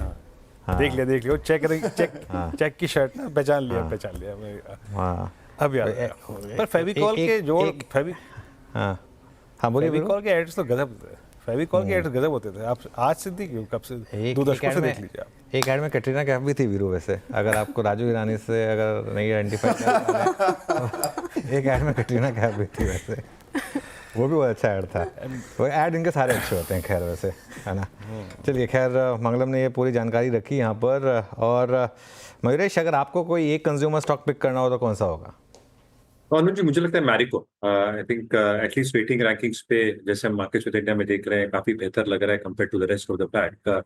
और जो उम्मीद लगाए बैठे हैं, जो पिछले 2 तिमाही के नतीजे भी थे वो ठीक ठाक थे। एक्सपेक्टेशन यही है कि जो वॉल्यूम ग्रोथ रह सकती है Q4 के लिए एंड एक्सपेक्टेशंस जैसे टैक्स कट्स आएंगे first half of the next financial year, एक सिग्निफिकेंट वॉल्यूम ग्रोथ शायद देखी जा सकती है पैराशूट में, वैल्यू एडेड हेयर ऑयल्स में। और जो इनपुट कॉस्ट इन्फ्लेशन रहा है largely, I think that should get gestated by the time we end Q4। इसलिए आई थिंक जो मार्जिन का परफॉर्मेंस रह सकता है ये रिलेटिवली बेहतर रह सकता है, वॉल्यूम ग्रोथ रिलेटिवली बेहतर रह सकती है, और pricing should come back very very strongly first half में एंड इवन स्ट्रॉन्गर जैसे हम सेकंड हाफ में एग्जिबिट करेंगे। Again I think the entire theme for FMCG stock just as a conclusion कि अगर रूरल इकोनॉमी और semi urban economy bounce back करती है तो आई थिंक FMCG और कंज्यूमर डिस्क्रिशनरी स्टॉक वापस फ्लेवर में आएंगे। And within the space हमें लगता है आज की तारीख में जो प्लेसमेंट है Marico is quite decently. Okay, Marico 620 पे। अच्छा, मैं एक स्टॉक पे और आऊँगा अभी और वो है max health care. I think मुझे कल से ही काफ़ी इंप्रेस कर रहा था ये स्टॉक। मैं इस पे आऊँगा, लेकिन उससे पहले काम करते हैं, श्रीकांत चौहान को इस कार्यक्रम में जोड़ लेते हैं। श्रीकांत चौहान जी हमारे साथ जुड़ चुके हैं इस वक्त। और श्रीकांत, गुड आफ्टरनून, कार्यक्रम में स्वागत है आपका। आपका ट्रेड इस वक्त का, Shrikant? Good afternoon Virendra, good afternoon Anuj. तो देखिए, मुझे लगता है कि कुछ ऐसे स्टॉक्स पिक करने चाहिए कि जहाँ पे अभी एक रिसेंट ब्रेकआउट आ रहा है, कुछ कंसोलिडेशन चल रहा था, जैसे स्टेट बैंक ऑफ इंडिया है, वहाँ पे भी अच्छा खासा एक ट्रायंगल फॉर्मेशन बना है, कंटिन्यूएशन आ सकता है। बट साथ ही साथ मुझे लगता है कि कुछ कैपिटल गुड स्टॉक्स में अच्छा स्ट्रेंथ बन सकता है और वहाँ पे मोमेंटम थोड़ा और बढ़ सकता है। तो करंट लेवल से BHEL को लॉन्ग किया जा सकता है, भारत हेवी इलेक्ट्रिकल्स, जो 202-203 के करीब ट्रेड कर रहा है। यहाँ से अगर इसमें तेजी होती है तो ये स्टॉक 215 रुपए तक जा सकता है। और यहाँ पे जो हमें स्टॉप लॉस रखना है वो हम रखेंगे एट 197। तो 5 रुपए का स्टॉप लॉस रखना है। हमें लगता है पोजिशनली इसे ट्रेड किया जा सकता है। टारगेट्स रहेंगे 215 के। पसंद आ रहा है श्रीकांत जी को ये बाई साइड की कॉल आती हुई इनकी तरफ से। अभी हम थोड़ी देर पहले FMCG stocks, in fact consumer pack के कुछ स्टॉक्स डिस्कस कर रहे थे। वरुण बेवरेजेस का भी जिक्र हुआ था। ब्रोकरेज रिपोर्ट उस पर काफ़ी बुलिश आई है और 32% का अपसाइड पोटेंशियल उनको नजर आ रहा है। एक बार उस पर थोड़ी चर्चा करते हैं, चार्ट चेक लेते हैं। आप बताइए सोनी जी, वरुण बेवरेजेस हाल के करेक्शन के बाद ब्रोकरेज को बहुत ही अट्रैक्टिव लग रहा है। आपको क्या चार्ट्स पे अट्रैक्टिव लग रहा है? जिनके पास नहीं है क्या वो फ्रेश बाइंग कर सकते हैं फिलहाल? जी श्रेया जी, मुझे लगता है यहाँ पे काफी स्ट्रॉन्ग मूव आ रहा है। 500 के ऊपर इनफैक्ट कल से ब्रेकआउट दिया है और यहाँ पे बहुत अग्रेसिवली ओपन इंटरेस्ट ऐड हो रहे हैं लॉन्ग्स की तरफ। कहीं ना कहीं हल्की सी डिक्लाइन 520 वहां तक भी आप बाय कर सकते हैं। मुझे लगता है ये रेंज अक्यूमुलेट करने के लिए अच्छा है। 500 का सपोर्ट स्ट्रॉन्ग है। नेक्स्ट रेजिस्टेंस जो इस पे बैठ रहा है वो टुवर्ड्स 560 570 के रेंज पे बैठ रहा है। तो मुझे लगता है कि करंट लेवल 530 से 560 के लेवल्स को एक बार टेस्ट कर सकता है, उसके ऊपर सस्टेन करता है पोजिशनली आपको टुवर्ड्स 580 प्लस लेवल्स भी नजर आ सकता है। सो करंट लेवल से बाय कर सकते हैं। ओके, चलिए अब बात करते हैं एक ऐसे स्टॉक की जहां अच्छी मजबूती दिख रही है। एक ऐसी कंपनी जो हमारी शायद रोज़मर्रा की लाइफ में शामिल है, लेकिन स्टॉक अब तक चल नहीं रहा था, अब थोड़ा चलना शुरू हुआ है। PVR INOX स्टॉक देखते हैं एक बार उसका। अच्छी मजबूती स्टॉक में 5% ऊपर। आज सुबह एक इंटरेस्टिंग ब्रोकरेज रिपोर्ट आई, हमने सुबह कवर भी की थी। एक बार रिविजिट करते हैं इसको श्रेया के साथ। श्रेया बताइए क्या, कौन सी ब्रोकरेज और क्या है व्यू इनका? बिल्कुल सर, कितनी बार हमने ये PVR INOX को डिस्कस किया अपने इस शो में, और एक सवाल हमेशा हमारे जहन में था कि ये स्टॉक आखिर चलता क्यों नहीं है। आज चल रहा है, देखिए 5% की तेज़ी के साथ ये कारोबार करता हुआ। दरअसल यहाँ पे नुवामा की रिपोर्ट आई है और 85% से ज़्यादा का अपसाइड पोटेंशियल उनको इस पर्टिकुलर काउंटर में नज़र आ रहा है। 1765 का टारगेट प्राइस दिया गया है। क्या अच्छा लग रहा है नुवामा को? तो देखिए उनका मानना है कि 2024 जो रहा PVR INOX के लिए अच्छा नहीं रहा, बहुत ही मायूस भरा साल रहा, लेकिन ये साल यानी कि 2025 काफ़ी अच्छा रह सकता है। कारण है इसके पीछे हिंदी सिनेमा का रिवाइवल। हिंदी पिक्चर्स जिस तरीके से आ रहे हैं, पीपल बहुत ही इंटरेस्टेड हैं, लोग देखने जा रहे हैं। छावा एक एग्जांपल ले लीजिए उदाहरण के तौर पे। जैन से फेब मंथ में आप देखें तो सबसे ज़्यादा बॉक्स ऑफिस कलेक्शन देखी गई और इसका श्रेय जाता है छावा को। 39% का जंप देखा गया है साल दर साल बॉक्स कलेक्शन में। इनफैक्ट आप देखिए फरवरी महीना एक वैसा महीना है जो पोस्ट पैंडमिक सबसे ज़्यादा एक्टिव था, यहाँ पे ज़्यादा दर्शक देखने आए। साथ ही रिसेंट प्रमोटर बाइंग भी हुई है कंपनी में और वो छोटी ही है लेकिन पॉजिटिव ट्रिगर है। इसके अलावा आप देखें तो हॉलीवुड मूवीज़ भी लाइंड अप है। तो तमाम चीज़ें अभी फिलहाल PVR INOX को एक पसंदीदा स्टॉक बना रही है। ओके, पीवीआर आइनॉक्स पसंदीदा स्टॉक यहाँ पर। गाबा सर, क्या रहेगा पीवीआर आइनॉक्स पर व्यू? अब हालांकि एफएनओ में नहीं है ये स्टॉक, लेकिन फिर भी देखिए ऐसा है कि ये 4 हफ्ते से एक बेस बना रहा है, इसमें मतलब गिरावट आने में थकान सी हो गई, मतलब ज्यादा नीचे नहीं गिरेगा और एक डबल बॉटम बना है टेक्निकल रूप से। कंफर्मेशन मिलेगा डबल बॉटम जो वो 1000 पार कर देगा और लगता है 1000 पार कर देगा, ये प्रीएम्प्ट करना चाहिए। एक सिर्फ स्टॉप लगाना पड़ेगा 920 का, ट्रेड कर सकते हैं लॉन्ग का। 1000 के आसपास आता है तो थोड़ा प्रॉफिट बुकिंग कीजिए, उसके ऊपर पार किया तो कंटिन्यू होल्डिंग इट, फिर जाके 1300 भी पॉसिबल है, लेकिन दैट्स अ फार क्राई। 1000 के लिए तो ट्रेड बनता है, 1100 के लिए तो ट्रेड बनता है पीवीआर आइनॉक्स। पीवीआर आइनॉक्स। चलिए अब बात करते हैं सोने की। सोने का गोल्डन रन जारी है। एमसीएक्स पर सोना 90,000 की तरफ बढ़ चला है, तो कॉमेक्स पर दाम $3025 के पार निकल गए हैं। क्या इस तेज़ी के कारण रहे हैं और कीमतों में और कितनी तेज़ी रहेगी, ये बताने के लिए हमारे साथ हमारी गोल्डन गर्ल मनीषा मौजूद हैं। Manisha ji, good afternoon. बताइए क्यों है तेज़ी? वेल एब्सोल्युटली ये वन वे बढ़त यहाँ पर रही है। Anuj, just to give you a perspective, अगर आप 1 जनवरी को देखें तो गोल्ड के प्राइसेस इंडियन मार्केट्स में 77,000 पे थे, जो ऑलमोस्ट 89,000 के आसपास फिलहाल कारोबार कर रहे हैं, यानी कि 11,000 रुपये पर 10 ग्राम की तेज़ी तो हमने इसी साल में यहाँ पर आते हुए देखी है। सोने में अगर पिछले साल की बात की जाए तो 28% की बढ़त थी, इस साल में अब तक 15% की तेज़ी सोना दिखा चुका है। और अगर पिछले 12 महीने की बात की जाए तो गोल्ड में करीब करीब 38% के गेन्स या रिटर्न्स हमने यहाँ पर बनते हुए देखे हैं। वेल, चाहे वो टैरिफ्स की बात हो, ग्लोबल ग्रोथ कंसर्न हो, या फिर ये आप देखें कि डॉलर इंडेक्स 5 महीने के लोज पर कारोबार कर रहा है, तो उसका भी फायदा हमने मार्केट्स में आता हुआ देखा।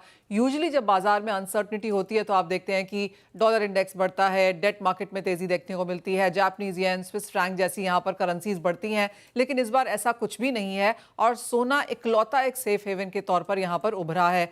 साथ ही साथ ETF की बाइंग बहुत स्ट्रांग है, ग्लोबल सेंट्रल बैंक्स यहाँ पर सोना खरीद रहे हैं और यूएस में हमने बहुत सारा फिजिकल सोना जाते हुए भी देखा है, तो एक प्राइस डिस्पैरिटी भी यहाँ पर बनती हुई नजर आई है। तो हर जगह जहाँ पर आप देखें सोने में तेजी है और आज एक और ऐसा दिन है जहाँ यहाँ पर हमने ऑल टाइम हाइज बनते हुए देखे हैं $3025 पर आउंस के। 3000 का लेवल बहुत समय से लोग बात कर रहे थे, वो बहुत इजीली हमने यहाँ पर निकलता हुआ देखा है और वो है बैंक्स एंड ब्रोकरेजेस की रिपोर्ट्स आपकी स्क्रीन पर आएगी जो आपको बताएगी कि यहाँ से भी तेजी की एक्सपेक्टेशन मार्केट्स को है। अगर आप बोफा देखें, गोल्डमैन सैक्स देखें, UBS, सिटी, सभी का मानना है कि 3000 से लेके 3500 ऊपर में सोना आपको इस साल के अंत तक इस रनअप में दिखा सकता है। अगर आप अगले 2-3 साल की रिपोर्ट्स देखें तो $4000 पर आउंस के भी लेवल्स यहाँ पर हैं, तो क्लियरली एक करेक्शन शायद आएगी, लेकिन लॉन्ग टर्म स्ट्रैटेजी अभी भी यहाँ पर लॉन्ग्स की है।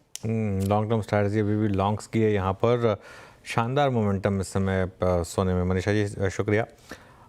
इससे रिलेटेड स्टॉक्स की बात करते हैं एक बार। रचना जी, एक बार आप चार्ट देखिए टाइटन का, क्योंकि ये एक ऐसा स्टॉक है जो इस रैली में बिल्कुल पार्टिसिपेट ही नहीं कर पाया।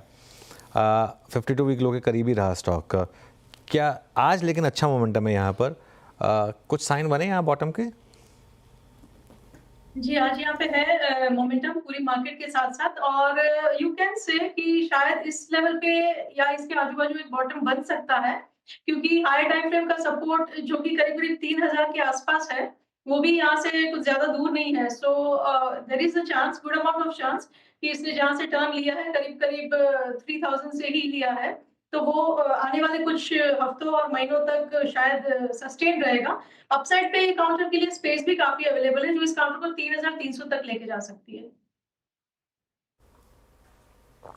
ठीक है, टाइटन फिलहाल ये रणनीति आप अपनाएं इस पर्टिकुलर काउंटर में। और कुछ काउंटर्स की बात करते हैं, न्यू एज कंपनियों की बात करते हैं। जोमेटो भी अभी आज अच्छी खासी तेजी देखने को मिल रही है, वायदे के टॉप गेनर्स में शामिल है जोमेटो। देखिए डे हाई के आसपास ये भी पर्टिकुलर काउंटर कारोबार करता हुआ 6.25% से ज़्यादा की तेजी इनफैक्ट इसमें देखने को मिल रही है। 216 के लेवल पर कर रहा है कारोबार।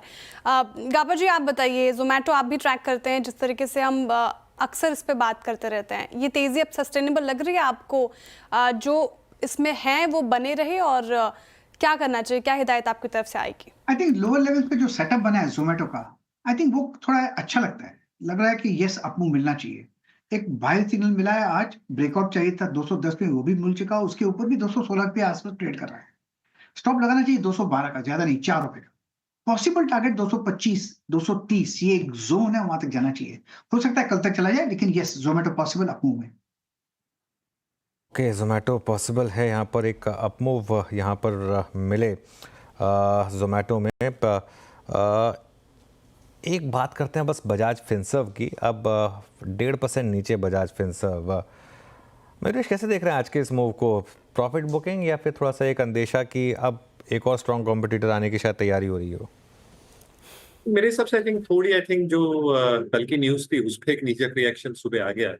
बट जैसे संजीव बजाज साहब ने आज सुबह भी आपके सिस्टर चैनल पे एक इंटरव्यू दिया था, I think it was very very clear कि कोई दूसरा आएगा नहीं इसमें in terms of stake sale going forward as well. तीसरा कोई लीडरशिप चेंज नहीं होगी as far as the entity is concerned itself. और इसलिए जो कोर डायनामिक्स हैं और जो अंडरलाइंग स्टेटमेंट्स उनके जो नोट करने जैसे थे between the lines, I think जो फाइनेंशियलाइजेशन ऑफ सेविंग्स है हम सब बात कर रहे हैं, उसमें आई थिंक जो ट्रिमेंडस ग्रोथ देखी जा सकती है, वो एसेट मैनेजमेंट का कारोबार हो, इंश्योरेंस का पेनिट्रेशन हो as far as life is concern, या general insurance is well. I think ये तीनों पहलू है to a large extent which is going to get backed with a lot of automation, जो ऑपरेटिंग कॉस्ट और operating expenses को check में रखेंगे। एक जो लेवरेज क्रिएट हो सकता है ये काफी सिग्निफिकेंट हो सकता है। और ये जो सारे लीडरशिप स्टॉक्स होते हैं Anuj ji, I think they know how to probably tackle market cycles. जब खराब होते हैं तब कैसे करना है, और जब तेजी में साइकिल निकल जाता है तब कब राइड करना है in terms of innovation that are probably bringing to the market. मुझे लगता है लीडरशिप स्टॉक है जिनके पास है बिल्कुल बने रहना चाहिए स्टॉक्स लेके। ठीक है, जिनके पास है वो बने रहे। फिलहाल ये सलाह आती हुई मीनवाइल निफ्टी देखिए 22,800 के करीब डे हाई के आसपास कारोबार करता हुआ। और अनुज जी, हम जो डिस्कस कर रहे थे कि क्लोजिंग 22,800 की होगी तो फिर कोई बात बनती नजर आ सकती है। क्या लगता है क्लोजिंग 22,800 देखने को मिलेगी? ये मैं एक चीज़ कहूँगा, अगर मार्केट को रिजेक्ट करना होता ना 22,800 को, अब तक कर चुका होता श्रेया। पिछला 2-2.5 घंटा हमने यहाँ पर स्पेंड किया है। अब एक चीज़ ये जरूर है कि मंगलवार का 3 PM का मूव क्या रहेगा क्या नहीं रहेगा। मैं कहता हूँ हम अगर 22,800 पे भी बंद नहीं हुए, फॉर एग्जांपल हम 22,750 के ऊपर बंद हो गए, 22,760, 770 पर भी बंद हो गए, और जिस तरीके के समीकरण बैठ रहे हैं, अगर कल सुबह एक और गैप अप मिल गया आपको और गैप के साथ आपने 22,800 निकाल दिया तो बड़ा पॉजिटिव होगा। आई थिंक अभी भी ना बहुत लोग इस रैली को एक सकर्स रैली या फिर एक डिसबिलीफ रैली, डिनायल रैली उस तरीके से मान रहे हैं। कोई ये मानने को शायद तैयार ही नहीं है कि ये मार्केट में नई तेज़ी की शुरुआत है। और हो सकता है वो सही हो, मैं ये नहीं कह रहा कि वो गलत होंगे, हो सकता है वो सही हो, लेकिन एक नई मार्केट की तेज़ी की शुरुआत ना नॉर्मली ऐसी ही होती है जब लोग डिसबिलीफ में होते हैं। हर किसी को लगता है कि हायर लेवल पर बस अपनी पोजीशन हल्के करके मैं बाहर हो जाऊँ, अपने फंसे हुए स्टॉक से निकल जाऊँ। तो ये कभी भी किसी रैली की शुरुआत में ऐसा ही लगेगा आपको, लेकिन जिस तरीके के समीकरण बैठे हैं ना, और 2025 एक उस हमने एक बात की थी कि 2025 में एक चीज़ हो सकती है कि इमर्जिंग मार्केट्स बहुत आउट परफॉर्म करें, और वो 2003 वाली फीलिंग आ रही है, क्योंकि उसमें भी उस समय भी मार्केट इस तरीके से ही नीचे था, काफ़ी चलने को तैयार नहीं था। एक और चीज़, करेंसी मार्केट आपको एक अच्छा हिंट दे रही है। आप देखिए, अब डॉलर रुपये का चार्ट लेकर आइए, इंटरडे का डॉलर रुपये का चार्ट लेकर आइए, ये देखिए अब कहाँ हम 88 पहुँच गए थे, अब हम 86 हाफ पर आ गए। FI को क्या चाहिए? FI को ये नहीं चाहिए कि आपकी जो रुपये है वो 5% 6% भाग जाए, उसको ये चाहिए कि आपकी जो करेंसी लगातार वन वे गिरती जा रही है वो गिरना बंद कर दे। अब आज जो FI फेवरेट स्टॉक चल रहे हैं, पिछले 3-4 दिन से चल रहे हैं, वो किस लिए चल रहे हैं? भले ही अभी भी FI की बाइंग ना आई हो, लेकिन एटलीस्ट एक सेंस बंदी। मेरा ये मानना है कि हम बहुत करीब हैं FI बाइंग रिटर्न होने के। अब वो आज कल में ही आ जाए, और 3 दिन बाद आए, और 10 दिन बाद आए, और 1 महीने बाद आए, उसमें आप थोड़ा टाइम करना टफ होगा। लेकिन जिस तरीके के समीकरण बैठ रहे हैं डॉलर इंडेक्स के, US के और लार्ज स्टॉक्स के, एक सेंस मुझे बन रही है कि 22,800 पर भी शायद आप ना रुकें। और अब आपको बस एक काम करना है, अपना स्टॉप लॉस एडजस्ट करते रहना। फॉर एग्जांपल अब 22,600 है, कल अगर गैप अप हो गया, कुछ हो गया, तो हम उसको और ऊपर लेके एडजस्ट कर लेंगे। अब बने रहें इसमें। अब यू नेवर नो, ये 23,200 तक जाए, 23,500 तक जाए, 24,000 तक जाए, ऑल टाइम हाई तक जाए, हु नोज़, किसको पता है। अपना बस जिसे कहते हैं ना, अपना कर्म करिए और बाकी सब भगवान पे छोड़ दीजिए। अभी ये वाली मार्केट है। बिल्कुल। और वैसे इस मार्केट में बहुत सारे स्टॉक्स जो हैं डे हाई के आसपास क्लोजिंग की तैयारी कर रहे हैं। इनफैक्ट आप देखिए सन फार्मा डे हाई के आसपास, टाइटन की भी बात हो रही थी, टाइटन भी डे हाई के आसपास, SBI बैंक, ICICI बैंक, इन पर्टिकुलर काउंटर्स में तेज़ी देखने को मिल रही है। एक बार SBI रखते हैं आपकी स्क्रीन पर। PSU बैंक का ये स्टॉक इसने काफ़ी ज़्यादा तंग किया है निवेशकों को, पेशेंस टेस्ट किया है। मानस जी, आप बताइए SBI में जो रैली आज के सत्र में देखने को मिल रही है, कैसे रीड कर रहे हैं आप इसको? देखिए कंसोलिडेशन है, पिछले करीब 7-8 सेशन से हम कंसोलिडेशन देख रहे हैं, लेकिन इस कंसोलिडेशन में एक फ्लैग पैटर्न बन रहा है और ये flag pattern 20 day moving average के ऊपर बन रहा है। अब देखिए पॉइंट ये कि अगर एक बार 735, 736 के ऊपर स्टॉक सस्टेन करने लगे, जिसकी प्रोबेबिलिटी बहुत ज्यादा लगती है, तो आपको करीब करीब 765 तक की रैली देखने को मिल सकती है। अगर एक ट्रेड लेना होगा तो अभी चांस लेना चाहिए। करंट लेवल्स पे 720 के स्टॉप लॉस से एक पोजीशन ट्रेड लीजिए, टारगेट सेट करिए 765 के। ओके, चलिए तो ये इस समय आपके लिए स्टेट बैंक ऑफ इंडिया पर रहा है। एक काम करते हैं, अब एक बार चार का चौका की शुरुआत करते हैं। सबसे पहले सस्ता ऑप्शन लेंगे हम सोनी पटनायक जी से, उसके बाद रचना जी से लेंगे एफएनओ सुपरस्टार, मानस जी से लेंगे चार्ट का चमत्कार और मयूरेश जी से लेंगे एक बढ़िया सा मिड कैप फंडा। तो सोनी जी शुरुआत करिए आप, सस्ता ऑप्शन। अनुज जी, यहाँ पे सस्ता ऑप्शन में रेकमेंड करना चाहती हूँ मैक्स हेल्थ केयर पे 1020 कॉल ऑप्शन, 1020 कॉल ऑप्शन मार्च सीरीज की 19 पे आप बाई कर सकते हैं। स्टॉप लॉस यहाँ पे रहेगा 12 रुपए का, पहला टारगेट है 28, दूसरा टारगेट रहेगा 34 का। यहाँ पे हम देख सकते हैं बहुत एग्रेसिवली कॉल राइटिंग में एग्जिट हो रहे हैं पोजीशंस, पुट राइटर्स अपने बेस बना रहे हैं। एक अच्छा ऑप्शन चेन ब्रेकआउट आया है 1010 के ऊपर, मुझे लगता है फ्यूचर्स पे टुवर्ड्स 1040, 1060 के लेवल्स को यहाँ से टेस्ट कर सकता है। सो यहाँ पे आप 1020 की कॉल ऑप्शन में पार्टिसिपेट कर सकते हैं। रचना जी आपका एफएनओ सुपरस्टार। जी, मेरी तरफ से HDFC लाइफ के फ्यूचर्स को हम लॉन्ग करेंगे। हम 641 पे बैठे हुए हैं, हमारा टारगेट होगा यहाँ पे 651 एंड 5 रुपए का एसएल होगा करीब करीब 636 पे। HDFC लाइफ रचना जी की तरफ से आते हुए मानस जी, आप बताइए आपका चार्ट का चमत्कार क्या है? तो देखिए श्रेया जी, इंडिया मार्ट पे खरीदारी करने की राय रहेगी। अभी एफएनओ के बाहर है, लेकिन पैटर्न बहुत पॉजिटिव है। एक शॉर्ट टर्म बॉटम बनाया है, स्टॉक ने हाई टॉप हायर बॉटम से कंफर्मेशन दिया है, 10 and 20 डे मूविंग एवरेज के ऊपर स्टॉक निकला है, तो एक बाउंस बैक प्ले बनता है। करंट लेवल्स पे इंडिया मार्ट पे खरीदारी की जा सकती है। 2000 के जस्ट नीचे स्टॉप लॉस लगाइए तो 1999 के स्टॉप लॉस लगाना है और टारगेट सेट करने हैं 2150, 2150 के। Okay, India mart. Mayuresh ji आपका मिड कैप फंडा। तो Anuj, I think I continue with the NBFC space, और इसमें जो दूसरा लीडरशिप स्टॉक है चोलामंडलम इन्वेस्टमेंट एंड फाइनेंस, ये आपके वॉच लिस्ट पे जरूर रहना चाहिए। आई थिंक जो नंबर्स रहे हैं सो फार हैव बीन एक्सेप्शनली गुड। जो सेम लॉजिक रहा है श्रीराम फाइनेंस के लिए, जो व्हीकल फाइनेंस है चोला के केस में, जो मैनेज्ड बुक है होम लोन्स की केस में, और जो एसएमई स्टॉक एमएससी में रिलेटेड बुक है, ये तीनों आई थिंक जो सेगमेंट्स है with in Chola finance should perform relatively better अगले कुछ तिमाहियों तक। और इसलिए हमें लगता है I think specifically home loan and MSME SME book, यहाँ पे जो एसेट क्वालिटी प्रेशर्स थे they should start reversing as we hit the first half of the next year. और दूसरे half of next financial year में मुझे लगता है सिग्निफिकेंट इंप्रूवमेंट देखी जा सकती है।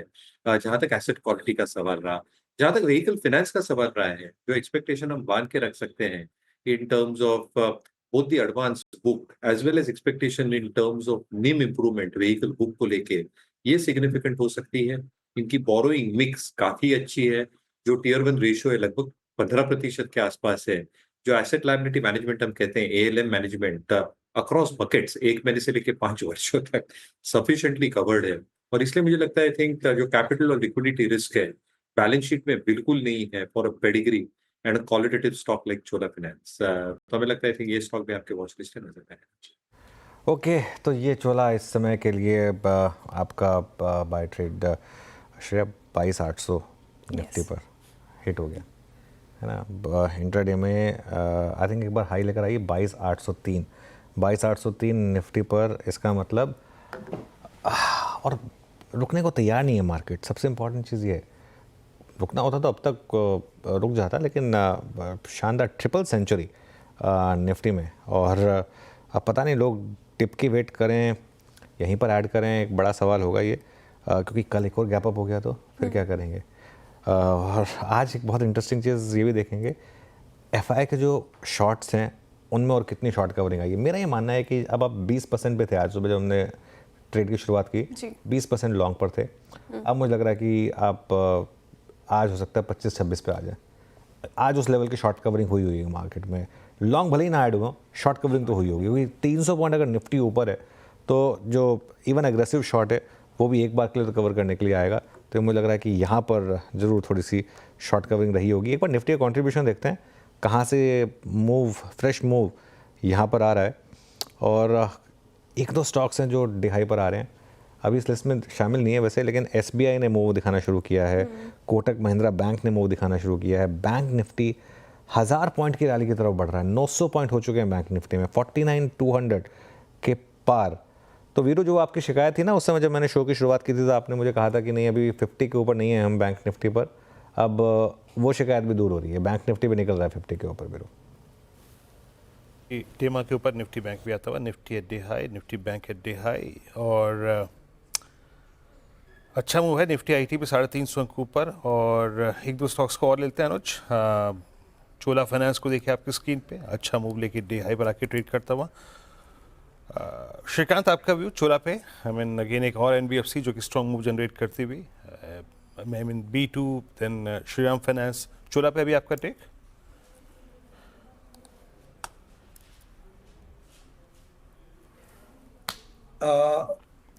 तो यहाँ पे अगर हम चोला फाइनेंस की अगर टेक्निकल फॉर्मेशन की बात करें तो अगेन काफी अगर देखा जाए तो एक consistent higher top higher bottom की सीरीज इसमें बनी हुई है। और बेस पार्ट क्या है कि ये अपने ऑल टाइम हाइज के काफी नजदीक भी आ रहा है, तो रिलेटिव आउट परफॉर्मेंस तो दिख ही रहा है। और अगर करंट लेवल से अगर मैं इसे खरीदता हूँ तो थोड़ा सा स्टॉप लॉस दूर है, आज 3% ऊपर भी है स्टॉक, लेकिन फिर भी मुझे लगता है कि इसे खरीदना चाहिए क्योंकि ये रैली और कंटिन्यू हो सकती है। तो टारगेट्स यहाँ पे रखे 1600 रुपए के करंट लेवल से इसे खरीदे, और जो स्टॉप लॉस हमें रखना है वो हम रखेंगे एट 1470। तो लगभग आज के जो इंट्राडे लोस थे 1470 के करीब के, उसे as a stop loss consider करें और करंट लेवल से इसे खरीद के चले। करंट लेवल पे खरीदारी कर सकते हैं। चोला इन्वेस्टमेंट अच्छा स्टॉक लग रहा है, नज़र आ रहा है ये, और मयूरेश जी को भी पसंद है। थोड़ी देर पहले बात हो रही थी, लेकिन जिस तरीके से बाजार में आज हरियाली देखने को मिल रही है, 22,800 के स्तर को टच किया आज ने निफ्टी ने, लेकिन इस हालिया गिरावट में ऐसे कई शेयर्स हैं जहां पे जोरदार गिरावट भी आई और जिनका मुनाफा ग्रोथ अच्छा था, लेकिन करेक्शन के बाद अब इन शेयरों के वैल्यूएशन भी सस्ते नजर आ रहे हैं। पूरी रिपोर्ट लेकर कंचन नौटियाल मौजूद है। बताइए कंचन, क्या है रिपोर्ट? जी डेफिनेटली, जैसे कि हमने देखा है कि जो लास्ट के 6 महीने रहे हैं मार्केट के लिए काफ़ी ज़्यादा पेनफुल रहे हैं। ऐसे में काफ़ी सारी कंपनीज ऐसी हैं जिनकी प्रॉफिट ग्रोथ की तरफ अगर नज़र डाली जाए तो वहाँ पे अच्छी खासी ग्रोथ देखने को मिली है, but at the same time अगर वहाँ पे हम रिटर्न्स की बात करें, यानी कि पिछले 1 साल का जो कंपनी का रिटर्न है वो नेगेटिव साइड पे बना हुआ है। इनफैक्ट इस लिस्ट में कुछ बेबी स्टॉक्स भी है जो इन्वेस्टर्स की विश लिस्ट में बने हुए होते हैं, लेकिन उन्होंने भी इन्वेस्टर्स को रिटर्न के अगर हम बात करें तौर पर तो वहाँ पे नेगेटिव रिटर्न जनरेट करके दिए हैं, निराशाजनक रहे हैं।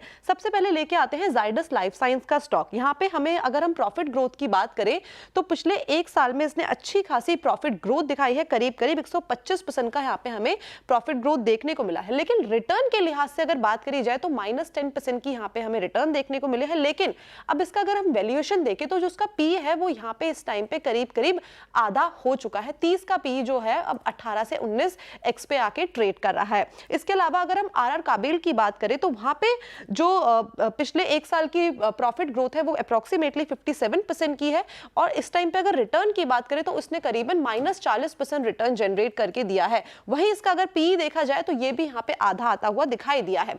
LIC की इस बार बात कर लेते हैं। LIC का जो पी है वो इस टाइम पे काफी लोअर लेवल्स पे आके ट्रेड कर रहा है, यानी कि 11x पे आके ट्रेड कर रहा है, जो कि अपने हाई पे 18 के आसपास था। पिछले 1 साल का अगर रिटर्न देखा जाए तो ये -18% और प्रॉफिट ग्रोथ यहाँ पे हमें 12% की देखने को मिली है। यही काउंटर्स नहीं है, इसके अलावा काफी और सारे भी काउंटर्स हैं जहां पे इसी तरीके का ट्रेंड हमें फॉलो होता हुआ दिखाई दिया है। जैसे कि अगर हम बात करें अडानी पार की, नेस्ले की, अडानी टोटल की, यानी कि अडानी ग्रुप की दोनों ही कंपनियां लिस्ट में शुमार है। इनफैक्ट अगर आप अडानी टोटल की बात करें तो रिटर्न यहाँ पे पिछले 1 साल में हमें -26% देखने को मिले, लेकिन प्रॉफिट ग्रोथ यहाँ पे हमें 24% की देखने को मिली है। इसी तरीके का जो ट्रेंड है वो हमें अडानी की दूसरी कंपनी में भी, अडानी पार में भी देखने को मिला है। ABB India, LIC, TCS, Tata consultancy और इसके साथ ही साथ IRCTC और इरकॉन भी इस लिस्ट में शामिल है, जहां पे हाई प्रॉफिटेबिलिटी के बावजूद पिछले 1 साल में शेयर काफी ज्यादा टूटते हुए नजर आए हैं। ओके, मुनाफा ज़्यादा रिटर्न्स कम, यह है वो स्क्रीन पे आपके स्टॉक्स। हालांकि आप याद रखिएगा जरा प्लीज़ उस स्टॉक्स की पूरी लिस्ट रखेंगे यहाँ पे फिर जरा एक बार। इसमें से अब जो स्टॉक्स लोअर ट्रेजेक्ट्री से थोड़ा सा कन्वर्ट होने लगे हैं स्ट्रॉन्ग ट्रेजेक्ट्री में, ABB लेके आएंगे जरा प्लीज़ एक बार, सेकंड स्लाइड लेके आएंगे प्लीज़ इसकी एक बार। ABB को रखिएगा स्क्रीन पे प्लीज़। यस, 2412। हालांकि ये स्लाइड आपने पूरी देखी होगी श्रीकांत, आपसे ही एक व्यू जाऊँगा हम यहाँ पे। एबीबी को आप कैसे रीड कर रहे हैं, ज़रा प्लीज़ दिखाइएगा। एट 5413 अभी भी डे हाई की ट्रैजेक्टरी में है, और कैपिटल गुड्स का जो बुरा दौर शुरू हुआ था वो हुआ था अक्टूबर में, और मेरे ख्याल से दिसंबर के बाद पहली बार इन काउंटर्स में मैं पिछले 2 दिन से भाव कॉपी में रीड कर रहा हूँ, ओवाई लूज हुए हैं। फर्स्ट टाइम 20 डे में रीगेन हुआ है। आपका व्यू श्रीकांत क्या है इस वक्त एबीपी पे, या फिर एलएनटी मानस ने रखा, कमिंस, सिमंस, इसमें से आप लोगों ने क्लाइंट्स को क्या ऐड करा है अभी? बिल्कुल। तो वीरेंद्र देखिए, कैपिटल गुड्स के जितने भी बड़े दिग्गज स्टॉक्स थे उनमें अगर आप देखें तो पिछले इनफैक्ट 10-15 दिन में उनमें एक अच्छा खासा एक स्टेबिलिटी सॉर्ट ऑफ फॉर्मेशन हमने देखा है, एक अच्छा रिवर्सल पैटर्न देखा है, और एबीबी भी मुझे लगता है कि यहाँ से एक वापस रिकवरी वाला ट्रेंड दिखा रहा है, क्योंकि मार्केट में भी ओवरऑल मोमेंटम बना हुआ है, और मुझे लगता है कि इनमें जो गिरावट आनी थी वो काफी बड़ी गिरावट आ चुकी है। तो यहाँ से अगर एक लॉन्ग टर्म का व्यू हो तो बिल्कुल इसे खरीदना चाहिए ही, लेकिन स्पेसिफिकली जो हमने हमारे क्लाइंट्स के लिए रेकमेंड किया है वो है कमिंस इंडिया, जो चल रहा है 2930-2940 के करीब। यहाँ पे हमें लगता है कि ये जो स्टॉक है वो एक राउंडिंग बॉटम फॉर्मेशन भी बना रहा है। फंडामेंटली तो हम बुलिश है ही, हमारा टारगेट 3800 का है, लेकिन टेक्निकली अगर देखा जाए तो मुझे लगता है ये कम से कम ये स्टॉक वापस से एक बार 3200 तक के लेवल्स रिटेस्ट कर सकता है। तो करंट लेवल से कमिंस इंडिया को पोजिशनल बेसिस पे खरीदा जा सकता है 2930 के रेंज में, और स्टॉप लॉस जो यहाँ पे रखना पड़ेगा, थोड़ा सा बड़ा स्टॉप लॉस रखे, 50 पॉइंट का स्टॉप लॉस रखे, 2875 का स्टॉप लॉस रखे, और टारगेट्स रखे वेरी फर्स्ट 3050 के, और दूसरा टारगेट रहेगा 3200 रुपए का। जी, मैं अगर आज आपकी स्क्रीन पे पूरा का पूरा बास्केट रखूँ ना, ये डेरिवेटिव्स का, कैपिटल गुड्स का, ये स्क्रीन पे पहले पायदान पे जरा एक हीट मैप रखता हूँ, जिससे कहते हैं ना हीट मैप, डेरिवेटिव्स में हीट मैप क्या कह रहा है, और अगर आप उसमें कैपिटल गुड्स को देखें, यस, कैपिटल गुड्स सबसे बड़ा बिल्डअप लॉन्ग साइड पे एबीबी इम्प्रेस कर रही है आज डेरिवेटिव्स की list. Then HL 3.9%, then Havells एक एक करके स्टॉक्स रखिएगा 3.9%। हेवल्स ने आज ओवरटेक कर लिया वोल्टास की प्राइस परफॉर्मेंस को, बीएचईएल, सिमंस, और जहां तक डिक्सन और पॉलीकैप का सवाल है, ये 2 स्टॉक्स आज शॉर्ट कवरिंग दे रहे हैं। शॉर्ट ये डिक्सन कॉल भी थी ये सोनी पटनायक जी की। सोनी जी, सेकेंड पायदान पे आता है हेवल्स, एचएएल, देन सिमंस, और एक कमिंस में 2.3% ऑयल लॉन्ग बिल्डअप पे। और डेरिवेटिव्स में क्या पिक करेंगे आप? मुझे लगता है यहाँ पे काफी स्ट्रांग है, बट सीमेंस पे पर्टिकुलरली मुझे लगता है आज मूव बहुत स्ट्रांग लग रहा है। एक तो यहाँ पे एक पॉजिटिव डाइवर्जेंस है, अपने 20 डे के ईएमए को भी क्रॉस किया है। मुझे लगता है सीमेंस पे मूव अभी स्टार्ट हो रहा है 5000 के एक अच्छे सपोर्ट को होल्ड करते हुए। पोजिशनली मुझे लगता है टुवर्ड्स 5400 एक बार टेस्ट कर सकता है। रिस्क रिवॉर्ड रेशियो भी काफी फेवरेबल लगता है, करंट लेवल से बाय कर सकते हैं। हल्की सी डिक्लाइंस फ्यूचर्स में टुवर्ड्स 5080 वो लेवल तक बाय कर सकते हैं। स्टॉप लॉस यहाँ पे रहेगा 5000, टारगेट है 5400 का यहाँ पे। ओके, क्लियरली एक चीज़ है, आज लग रहा है कि ऑप्शन बायर्स का दिन है। आज ऑप्शन राइटर्स की ऐसी पिटाई हुई होगी याद रखेंगे वो। खासतौर से सेंसेक्स के ऑप्शंस में देख रहा था, कुछ ऑप्शंस 800, 900% के जंप्स हैं कॉल प्राइसेस में। एक बार आप लेकर आइए BEL अब 285 पर, माइनस 200 मूविंग एवरेज 290 पर BEL का लग रहा है वहाँ तक का कुछ चांस। तो देखिए बिल्कुल, क्योंकि ये कंसोलिडेशन जो हो रहा था वो 100 डे एक्सपोनेंशियल मूविंग एवरेज के आसपास हो रहा था। अब स्टॉक कोशिश कर रहा है उस रेंज के बाहर करने के लिए, कंसोलिडेशन जोन के बाहर निकलने के लिए। मेरा समझना है कि इस मूव में करीब 295 या 300 तक के भाव स्टॉक दिखा सकता है। तो अगर एक ट्रेड लेना होगा तो लॉन्ग साइड पे होगा, स्टॉप लॉस 279 के नीचे लगाना। ओके, चलिए अब आगे बढ़ते हैं। हमारे साथ अब मोतीलाल ओसवाल AMC के MD और CEO प्रतीक अग्रवाल जुड़े हैं। उनसे समझते हैं कि मार्केट में अब इस समय क्या करना है। प्रतीक जी, गुड आफ्टरनून। क्या सेंस बनी कि मार्केट में अब शायद एक नई तेज़ी की शुरुआत हुई है, और ये सिर्फ एक काउंटर ट्रेंड रैली ना हो बल्कि can turn into something big? तो हमारी बहुत उम्मीद है कि times should turn for the better. अगर आप देखें तो आज सवेरे जब मार्केट शुरू हुई थी तो शायद 1 साल के लोअर लेवल से शुरुआत हुई है। 1 साल में while earnings have moved up, by 7-8%. Indexes, most if not all indices are flat.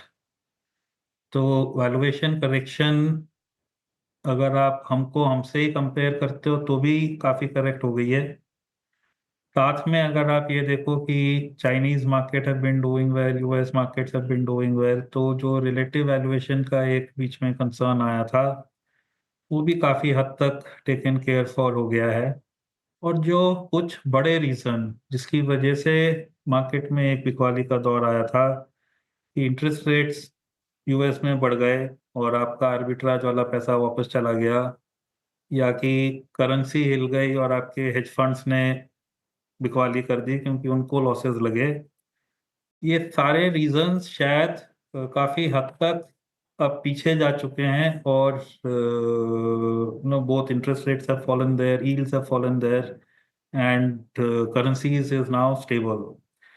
तो नॉर्मल मार्केट एक्टिविटी शुरू हो सकती है और साथ में हमारी उम्मीद फॉर ग्रोथ स्पेसेस Q4 के नतीजों से काफ़ी अच्छी है। तो शेयर के भाव आपको शायद 6-7 महीने पहले के मिल रहे हैं और क्वार्टरली उम्मीद अगर आपको अच्छी है तो हमको लगता है कुछ समय के लिए मार्केट में एक बढ़ोतरी का दौर रह सकता है और फंडामेंटली आप उसको अच्छे से जस्टिफाई कर सकते हो। ओके, बैंक्स में बहुत शानदार तेज़ी रही इस पिछले 2 हफ्ते में, खासतौर से आईसीआईसीआई बैंक जैसे दिग्गजों में। प्रतीक जी, यहाँ पर क्या व्यू बन रहा है अब? नहीं सर, स्टॉक स्पेसिफिक हम नहीं बात करेंगे, पर जो हमारी समझ है, जो हम देख रहे हैं, एक तो पहले हम ग्रोथ इन्वेस्टर हैं, हम वहाँ जाते हैं जहाँ ग्रोथ इन अर्निंग्स मार्केट की ग्रोथ की अर्निंग से कहीं ज़्यादा हो, और बैंकिंग क्षेत्र में हमको नहीं लगता कि ऐसा होगा, तो हम वहाँ काफ़ी कम हैं। जो हमारा सोचने का तरीका है वो ये कि जनवरी, फरवरी और शायद मार्च के पहले 10 दिनों में जो पार्ट बाजार का काफ़ी ज़्यादा गिरा है और उस पार्ट में जहाँ पे अर्निंग ग्रोथ की अपेक्षा काफ़ी अच्छी है, उम्मीद काफ़ी अच्छी है, हमको उस स्पेसेस में फोकस करना चाहिए, जिसको कहते हैं ना, बटुआ जहाँ खोया है वहीं से मिलेगा। तो that is our real focus, that is the combo we want.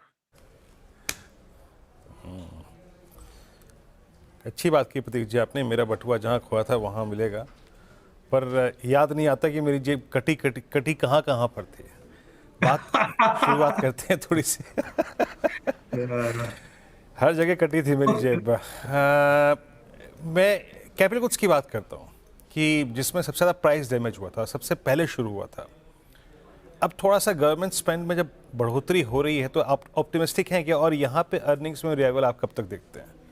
देखिए, अभी आप ठीक से समझो, ये जो साल था इसमें पहला क्वार्टर हमारा इलेक्शन का गया, थोड़ा वीकनेस आई। दूसरा क्वार्टर में बारिशें ज़्यादा थी तो बारिश के मौसम में थोड़ी वीकनेस रहती है।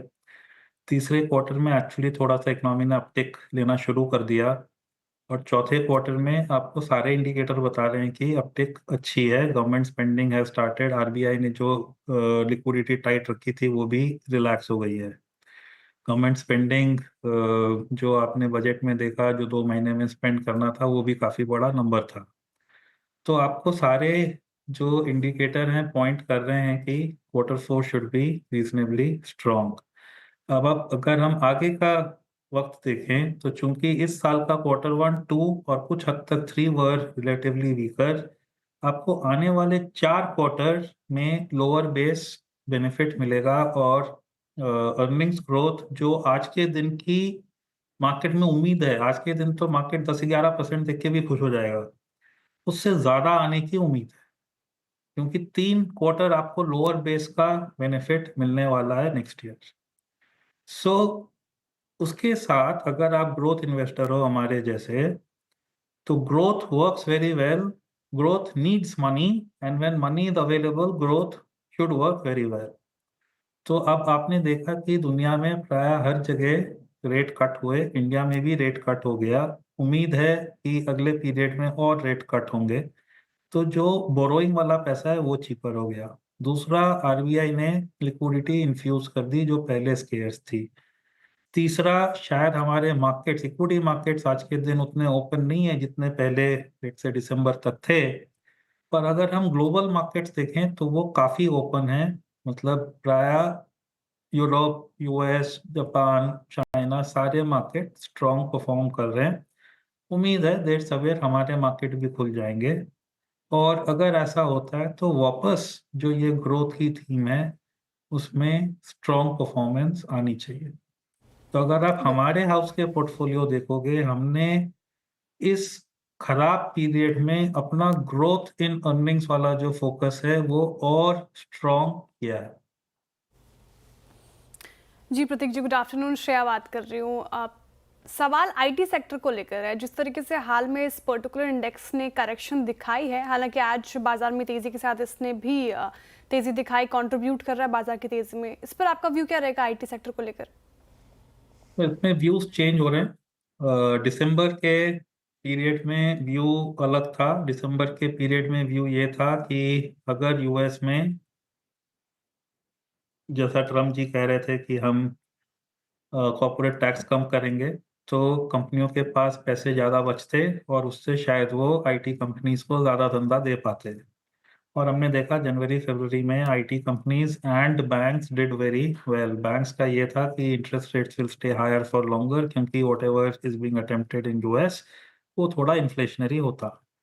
आज के दिन अगर हम देखें तो हम स्लो डाउन की सोचते हैं कि चूंकि इन्फ्लेशनरी होगा तो शायद इकोनॉमी में स्लो डाउन आएगा। स्लो डाउन की सोच के साथ शायद आईटी जैसे उसमें जो बिजनेस मोमेंटम आप अपेक्षा कर रहे थे वो शायद नहीं आएगा। तो शायद यहाँ पे हमको लगता है उतनी तेजी जो पिछले 2 महीने में रिलेटिव परफॉर्मेंस देखने को मिली थी शायद ना मिले, कि अभी तक वहाँ पे टैक्स कट्स हुए नहीं हैं।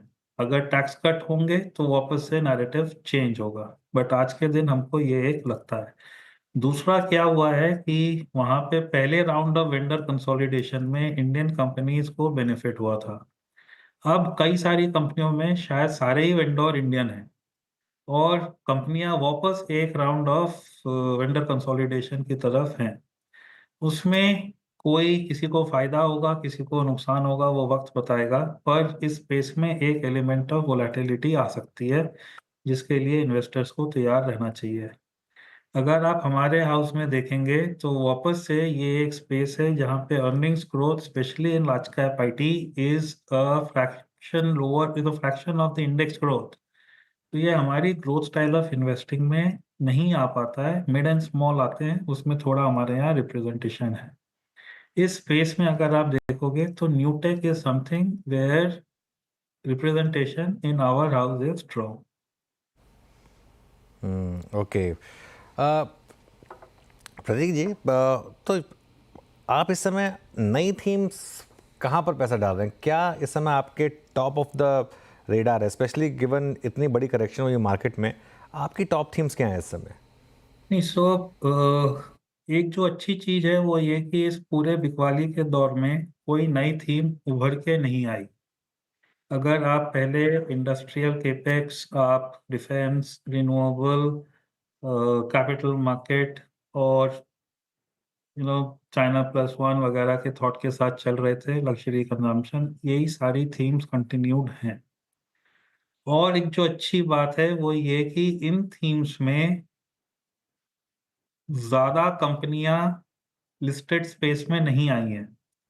कि कई बारी क्या होता है कि एक थीम एक पीरियड में चल रही है, उस थीम की इतनी सारी कंपनियां अगले पीरियड में लिस्ट हो जाती हैं कि एक बारी जब आप मंदी के दौर से गुजरते हो और वापस ऊपर आना चाहते हो तो आपकी चॉइसेस बढ़ जाती हैं, और जो एक वैल्यूएशन आपको पिछले पीरियड में मिली थी वो अगले पीरियड में नहीं मिल पाती।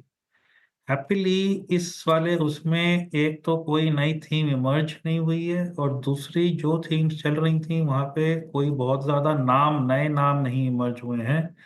तो हमको लगता है कि सेम नाम जो कि सितंबर टू दिसंबर लेट से में अच्छे काम किए थे, जनवरी टू मार्च फर्स्ट वीक तक जोर से गिरे, वहाँ पे जहाँ पे अर्निंग्स ग्रोथ की उम्मीद अच्छी है और डिलीवर हो, वहाँ पे शायद outcomes will be good and should deliver outperformance. So that is what our view is.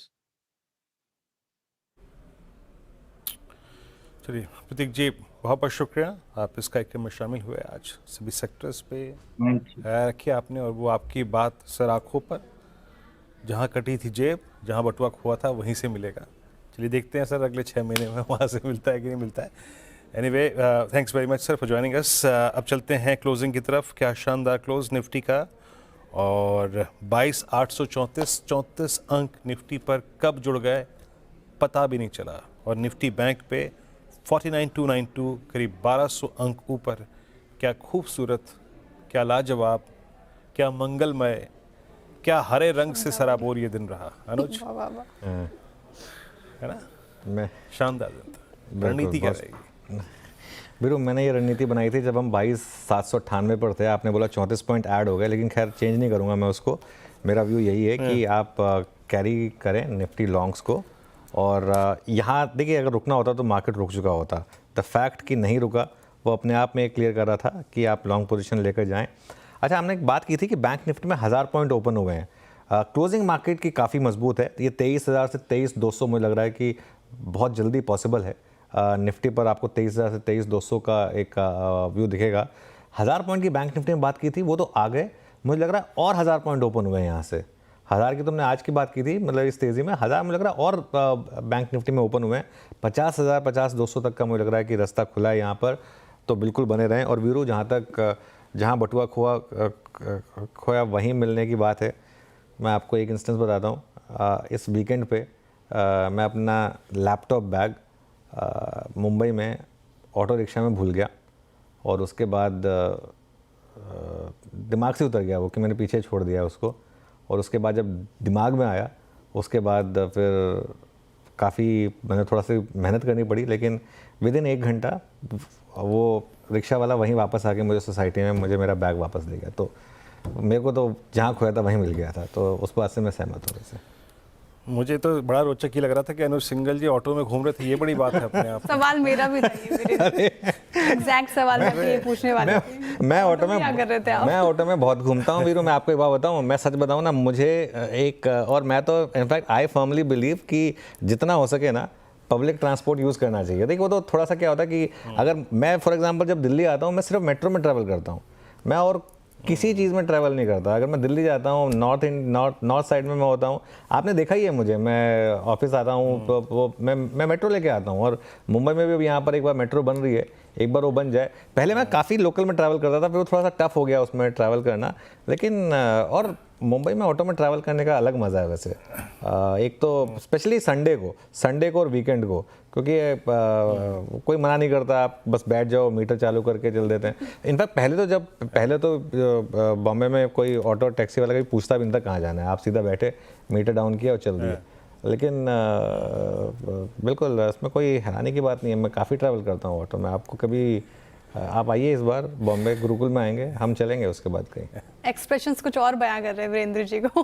उनको मन नहीं है सर ऑटो में ट्रैवल करने का। गुरुकुल में आएंगे तो कहीं और चलेंगे, कहीं बैठेंगे। अब ऑटो में वो भी करेंगे, वो भी प्लान है। वैसे मैं बताऊँ, वास्तविकता बताऊँ मैं आपको अनुज, मैं अपने परिवार को लेके महीने 2 महीने में एक बार जरूर ऑटो में घूमता हूँ। कभी कभी पटरी का सामान भी दिलाता हूँ। आदमी के पैर जो होते हैं वो ज़मीन पे होने चाहिए। हर हालात आपको स्वीकारने आने चाहिए। ठीक है, गाड़ी में भी घुमाएंगे लेकिन ऑटो में भी घूमिए। खैर, अब एक काम करते हैं, आते हैं, रणनीति पूरी हो गई। Dealing room check as of now अभी हम नहीं लेंगे। अब BTSC ट्रेड्स को पिक करना शुरू करते हैं, और BTSC ट्रेड में शुरुआत करेंगे प्रकाश सर से। प्रकाश सर, क्या पिक कर रहे हैं आप? वेल, इंडियन होटल्स बहुत अच्छा आपको मिला आज। ट्रेड करा 786, टॉप लगाई 780, 6 रुपए का टारगेट 800 वो पार कर लेगा। इंडियन होटल में तेजी है। इंडियन होटल्स में तेजी है, बिल्कुल। रचना जी, आप क्या कैरी कर रही हैं कल के लिए?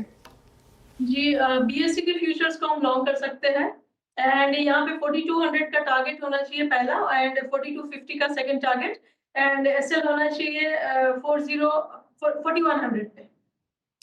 ठीक है, रचना जी के पिक BSE के फ्यूचर्स को लॉन्ग कर सकते हैं। मानस जी, आप बताइए BTST STBT। तो देखिए BTST रहेगा, यूनियन बैंक के फ्यूचर में खरीदारी करने की राय रहेगी। अगर हम पैटर्न को समझे तो स्टॉक ने अपने 20 डे और 100 डे मूविंग एवरेज को रिगेन किया है। तो करंट लेवल्स पे आप यूनियन बैंक के फ्यूचर में खरीदारी कर सकते हैं। करंट प्राइस 117 रुपए 75 पैसे के आसपास चल रहा है।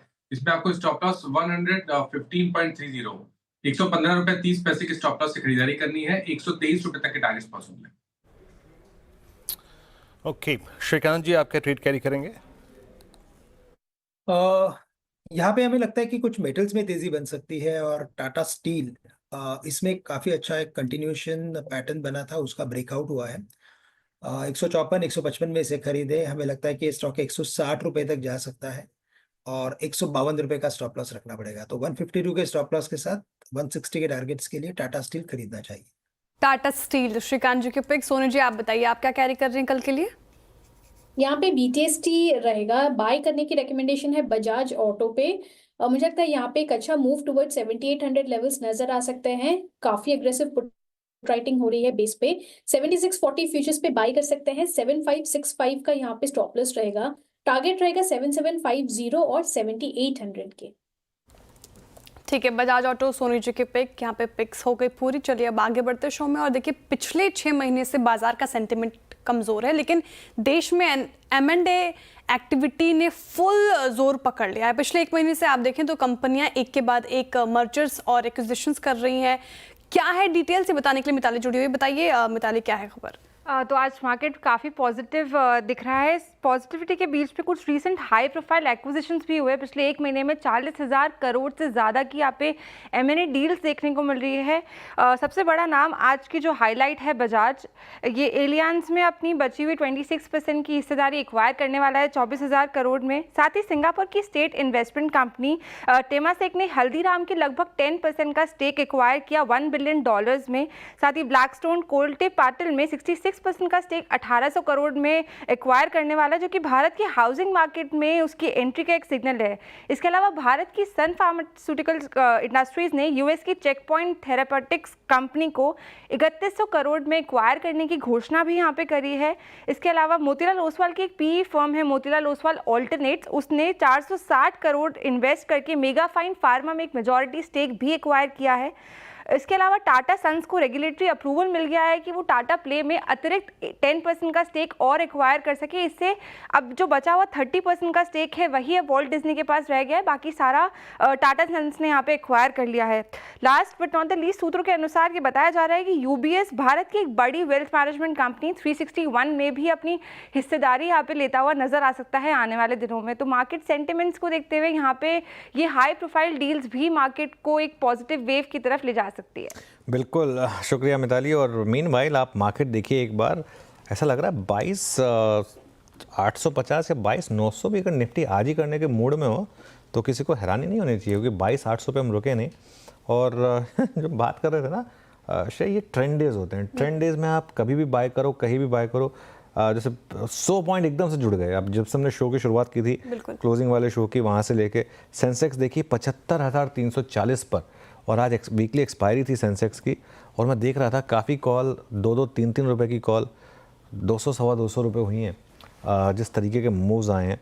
और 75,350 पर अब सेंसेक्स और 22,800, ये टिपिकल शॉर्ट कवरिंग है। ये इसको देख के लग रहा है कि अब शॉर्ट्स को डर लगना शुरू हुआ है।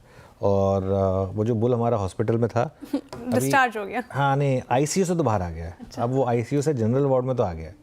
अब जनरल वार्ड में आ गया है, और शायद और 2-3 दिन अगर बीरू ऐसी रहे तो डिस्चार्ज भी मिल जाएगा फिर बुल को हमारे। बिल बनवा दें फिर बुल का। बिल बनवा देते हैं। इंश्योरेंस से जितना कवर हो गया वो हो गया, बाकी थोड़ा बुल को खुद पे करना पड़ेगा। थोड़ा तो पे करना पड़ेगा बुल को। देखिए इंश्योरेंस थोड़ा देगा, लेकिन बुल को फिर भी थोड़ा तो पे करना पड़ेगा। और उसके बाद शायद फिर बुल बाहर आएगा, फिर बहुत समय के बाद बुल बाहर आएगा। स्वागत करिए वीरू बुल का। बिल बनवाइए बुल का। स्वागत करिए। ये 1 घंटे का 2 घंटे का जो प्रोसेस होता है ना बिल बनवाने का, बड़ा टायरिंग होता है ना। आदमी झकझोर कर जाता है, लेकिन इस प्रोसेस में मज़ा आ रहा है। जी हाँ, 22,850 पे हम डे हाई पर, और 22,850 का दीदार जो हो रहा है वो 19 फरवरी के बाद पहली बार, और अगर आप निफ्टी बैंक को देखें 49,359 पे, इस प्राइस पे बैंक निफ्टी 19 फरवरी के बाद पहली बार आ रहा है। चलिए, और इसका वीकली चार्ट से बहुत इम्पैक्ट है अभी, हालांकि याद रखिएगा वीकली चार्ट्स बने नहीं है। Nifty is touching 10 week exponential moving average, और जहां तक निफ्टी बैंक का सवाल है, Nifty bank is above 10 week exponential moving average. That's good. आपकी स्क्रीन पर ब्रेथ रखते हैं जरा, डेरिवेटिव्स की breath, long short, long unwinding, short covering, वो किस प्रकार से है। और लॉन्ग 138, कल भी मैं आपको कह रहा था कि 110, 110 कल लॉन्ग्स थे, आज 138, और 73 में शॉर्ट कवरिंग, शॉर्ट लगभग 8 में, मात्र 1 में लॉन्ग अनवाइंडिंग, यानी प्रॉफिट्स को कैश में कन्वर्ट करना बिल्कुल भी आज किसी ने नहीं चाहा। लॉन्ग अनवाइंडिंग बिल्कुल नहीं थी, शॉर्ट बिल्कुल नहीं था। Paytm, PV Infotech, Zomato, Poonawalla Fincorp, CAMS, इन सभी काउंटर्स में शॉर्ट लॉन्ग बिल्डअप था। सुपर स्विंग थे, 7, 6, 5% के स्विंग के दिन। लुक एट CDSL, के industries, BSC, bank of India, HAL, इन सभी काउंटर्स में 4 से 5% का मूव डे हाई के जोन में आके क्लोज हुए। अच्छी शॉर्ट कवरिंग थी, शॉर्ट बिल्डअप था बजाज फिनसर्व पे, वो खबर का इम्पैक्ट था, याद रखिएगा। और बाकी चंबल फर्टिलाइजर्स आज थोड़ा डिसअपॉइंट किया इस स्टॉक ने। और IT में टेक महिंद्रा, KPIT, ऑल दो निफ्टी IT आज 525 अंकों पर रहा, लेकिन ये कंधे से कंधा नहीं मिला पाए शॉर्ट बिल्डअप में, और ये थी वो स्ट्राइक जो कि आज शॉर्ट बिल्डअप हुआ। अनुज बिल्कुल। चलिए, बैन का अपडेट दे देते हैं आपको। हालांकि बॉर्डर लाइन केसेस ही हैं, कल भी लग रहा था कि बैन से बाहर आएंगे, लेकिन आए नहीं इवेंचुअली। लेकिन 2 स्टॉक्स हैं border line case, BSE 83% position पर और मन्नापुरम 82% पोजीशन पर। एक बार दोनों स्टॉक्स देख लेते हैं क्या कर रहे हैं कल, क्योंकि दोनों थोड़ा सा अंडर परफॉर्म कर रहे थे बैन में होने की वजह से। लेकिन BSE देखिए, अब आप 4152 पर अब आ रहा है BSE में एक शानदार मूव, और इवन मन्नापुरम यहाँ पर भी अच्छे मूव आपको दिखाई देंगे। 211.50 पर इस समय आपको मन्नापुरम ट्रेड करता हुआ दिखाई देगा। मार्केट का पंचनामा, चलिए इसका टीजर लेकर आते हैं। आज आई एम श्योर काफ़ी लोग खुश होंगे। श्रेया, वो खुशी रिफ्लेक्ट हो रही है क्या थोड़े क्वेश्चन में? बिल्कुल, कमेंट सेक्शन में वो खुशी रिफ्लेक्ट हो रही है। लेकिन जैसे कि वीरेंद्र जी भी बात कर रहे थे, कुछ ऐसे 2 स्टॉक्स जिसने डिसअपॉइंट किया, उस पर कुछ ज़्यादा सवाल है। एक चंबल फर्टिलाइजर, ये वायदा कारोबार का सबसे बड़ा लूजर आज साबित हुआ है। हालांकि इतनी अच्छी खासी तेज़ी बाजार में उसके बावजूद भी 1.5% टूटकर क्लोजिंग की तैयारी कर रहा है। जिनके पास है वो क्या करे, स्नेहा जी के पास चंबल फर्टिलाइजर है, व्यू मांग रही है आपसे। देखिए, बने रहे मेरे ख्याल से। आज मार्केट का फोकस थोड़ा उन स्टॉक्स पर था जो बीटन डाउन थे। ये एक ऐसा स्टॉक था जो ऑल टाइम हाई लगा रहा था जब मार्केट ख़राब था। ऐसे स्टॉक्स को कभी आज जैसे दिनों में 1 दिन की डिसअपॉइंटमेंट, 2 दिन की डिसअपॉइंटमेंट से नहीं आंकना चाहिए। एक वो कहते हैं ना, don't rank me by my good days, rank me by my bad days. तो क्योंकि बहुत कम होते हैं, तो ये स्टॉक के बैड डेज बहुत कम होते हैं। तो ठीक है, आज एक बैड डे था, लेकिन देखिए 12 महीने का चार्ट देखिए, शानदार रिटर्न्स रहे, कोई आपको इसमें घबराने की ज़रूरत नहीं है। ठीक है, दूसरा सवाल IT पैक्स है, LTI माइंडट्री पे। कल हम इसकी चर्चा भी कर रहे थे, कल ज़बरदस्त डेंट पड़ा था, 52 वीक लो के आसपास कल क्लोज हुआ था, लेकिन आज अच्छी रिकवरी इसमें देखने को मिल रही है। 2% से ज़्यादा चढ़कर क्लोजिंग होने की तैयारी कर रहा है 4447 के लेवल पर। LTI माइंडट्री, अभी भी यहाँ पे फ्रेश बाइंग की सलाह होगी या फिर इट्स नो राइट नाउ? देखिए, कल हमने स्टॉक की बात की थी कि 37% गिरने का शायद कोई लॉजिक नहीं था। अभी मैं ये कहूँगा कि IT में अभी भी थोड़ा मर्कीनेस है, थोड़ा सा पिक्चर अनक्लियर है। तो इसके लिए थोड़ा सा मुझे लग रहा है कि आप स्टेप बैक करें और बाकी सेक्टर्स पर फोकस करें तो बेटर रहेगा। ठीक है, तो ये सवाल 2 फिलहाल आज पिक किए हैं मार्केट का पंचनामा के लिए। और 3:35 पे सोशल मीडिया प्लेटफॉर्म्स पे CNBC आवाज़ के सभी social media platforms, Instagram, X, YouTube, Facebook के ज़रिए हम आपसे जुड़ेंगे, आपके सवाल लेंगे, तो वहाँ पे आप हमारे से जुड़िए 3:35 पे और अपने सवाल पूछिए। लेकिन कुछ और सेक्टर्स आपने जिक्र किया, वो कौन से सेक्टर्स होंगे और वो कौन से स्टॉक्स होंगे जो फिलहाल फोकस में है, क्या करना चाहिए? नहीं, आई थिंक मेरे ख्याल से आप अगले 2 हफ्ते के लिए फोकस करिए फाइनेंशियल्स पर, प्राइवेट बैंक्स पर, इवन मुझे लग रहा है PSU बैंक चलना शुरू करेंगे। PSU बैंक चले ही नहीं है, मुझे लग रहा है PSU बैंक चलना शुरू करेंगे। वैल्यूएशन भी उनके फेवर में है। आज मुझे लग रहा है फर्स्ट मूव है PSU बैंकों में। NBFC से मुझे लग रहा है अच्छे मूव्स आएंगे। मुझे लग रहा है जितने भी स्टॉक मार्केट रिलेटेड प्लेस हैं, BSE का चार्ट देखिए आप, CDSL का चार्ट देखिए आप उसके अलावा एंजल 1 का चार्ट देखिए आप, ये सब काफ़ी बीटन डाउन स्टॉक्स हैं। अब मैं ये नहीं कह रहा कि मैं स्ट्रक्चरल तेज़ी आएगी एक बार के लिए, लेकिन शॉर्ट कवरिंग बनती है इन सब स्टॉक्स में। मुझे लग रहा है इन पर शायद आप अब फोकस कर सकते हैं। चलिए 335 पर शेयर में जुड़ेंगे आप बाकी के सवालों के साथ। लेकिन वीरू 1000 पॉइंट की रैली बैंक निफ्टी में 49,400, मैसिव रैली एक ही दिन में। जी गजब रैली है। अच्छा मेरे सॉफ्टवेयर में एक गलती थी तो वो उस वक्त जरा मैं माफ़ी चाहूँगा, वो 1300 बोल गया पॉइंट में, एक करीब 1000 पॉइंट है और करीब 49386 पर। और एक दो स्टॉक्स आपके स्क्रीन पे देखता हूँ जो जाते जाते बहुत अच्छी तेज़ी लेकर जा रहे हैं और जहाँ पे एक बड़ा डायरेक्शनल चेंज हो रहा है। एक बार स्क्रीन पे लेके आइएगा प्लीज़ आपकी स्क्रीन पे HAL। आज HAL बहुत दिनों बाद, जिसको मैंने जिक्र किया था क्लोजिंग में भी, एक अच्छे OI पैटर्न के साथ 50 डेमा की जोन को स्ट्राइक करने की तैयारी करता हुआ। उसके बाद आप मैक्रोटेक को लीजिए, बहुत ही ओवरसोल्ड स्टॉक था। एक मल्टी मंथ आप कह लीजिएगा कि फरवरी 2024 से लेकर अब तक की रेंज जो थी वो टूटने वाली थी, बट वो जोन आज थोड़ा सा सिक्योर हो गया। शॉर्ट कवरिंग थी, 50 रुपये ऊपर था। और एक स्टॉक आप लेके आइए स्क्रीन पे, जोमेटो। यहाँ पर भी फियर ऑफ कोलैप्स था, याद रखिएगा। कल ये स्टॉक इस दौर की सबसे लोवेस्ट ट्रैजेक्टरी पे क्लोज हुआ था, लोवेस्ट ट्रैजेक्टरी सिंस जुलाई 2024। लेकिन आज 15 रुपये के इस मूव के साथ, 7.5% के इस मूव के साथ, अच्छे शॉर्ट कवरिंग के साथ 10 को रीगेन कर गया और 20 डेमा को स्ट्राइक करता हुआ। और एक और स्टॉक वो है केबल और वायर सेगमेंट में, जहाँ पे फियर ऑफ कोलैप्स था। आज इसमें भी एक रिकवरी थी और लगभग 3258 पे 20 डेमा को टेस्ट किया इसने। तो ये कुछ काउंटर्स जो कि अपनी multi month multi year ranges को वायलेट करने जा रहे थे, आज इस पुल बैक ने, आज इस शॉर्ट कवरिंग ने थोड़ा सा उनको कंफर्ट दिया। और मेरे ख्याल से एक स्टॉक और मैं मेंशन कर सकता हूँ, दैट्स टाटा केमिकल। ये SRF के शोर में और UPL के अगर आप देखें स्ट्रॉन्ग पुल बैक के बीच में सबसे weakest structure Tata chemical in chemical basket. इसमें भी आज एक 15 रुपये का pull back. Anuj, over to you. बिल्कुल। चलिए एक काम करते हैं, एक आध ट्रेड और ले लेते हैं, क्योंकि उसके बाद हम वॉल पर चलेंगे। क्योंकि जिस तरीके की मार्केट है, मन कर रहा है एक आध ट्रेड और लेकर क्लोज किया जाए। एक बार आप लेकर आइए इन्फोसिस का चार्ट, और इन्फोसिस एकदम डे हाई पर बंद हो रहा है। और अशोक लेलैंड, गामा सर एक बार दोनों चार्ट देखिए, इन्फोसिस, अशोक लेलैंड। किसी में BTST बनता है क्या? अशोक लेलैंड मुझे अच्छा लगता है। 3 दिन का जो लो बना है 3 दिन पहले, वो बढ़िया लो है। उसके बाद कंसोलिडेट हुआ, फिर एक अप मूव मिला है, 203 के आसपास ट्रेड कर रहा है। 200 का स्टॉप लगाना चाहिए, सिर्फ 3 रुपए का है। नियर टर्म टारगेट 210 के है और 215 भी पॉसिबल है आते दिनों में, अगर अच्छा मूव मिला कल तो। Yes, Ashok Leyland buy. Ashok Leyland buy. चलिए अभी काम करते हैं, वॉल पर चलते हैं और मार्केट के क्लोज को समझते हैं। निफ्टी करीब 350 पॉइंट ऊपर, यानी कि 1.5%, ट्रिपल सेंचुरी से भी ऊपर। 22,850 रुका नहीं, 22,750, 22,800 पर। सबसे बड़ी बात ये थी, बैंक निफ्टी 1000 पॉइंट की रैली। जी हाँ, 4 डिजिट के गेंस, 2% ऊपर बैंक निफ्टी 49,400 पर। निफ्टी IT 500 पॉइंट ऊपर, करीब 1.5% के मूव यहाँ रहे। मिड कैप और स्मॉल कैप देखिए, मिड कैप 2.25%, स्मॉल कैप 2.25%। इस तरीके की रैली आज आपको मिड कैप और स्मॉल कैप में देखने को मिली। एडवांस डिक्लाइन देखिए क्या शानदार था, 2100 बढ़ने वाले शेयर और 500 गिरने वाले शेयर। सेक्टोरल हिट मैप देखते हैं एक बार जरा मार्केट का। सभी सेक्टर्स ग्रीन में, कोई भी एक सेक्टर ऐसा नहीं जो रेड में था, और ग्रीन में भी कैसे ज़बरदस्त। रियल एस्टेट देखिए फॉर एग्जांपल 3.5% ऊपर था।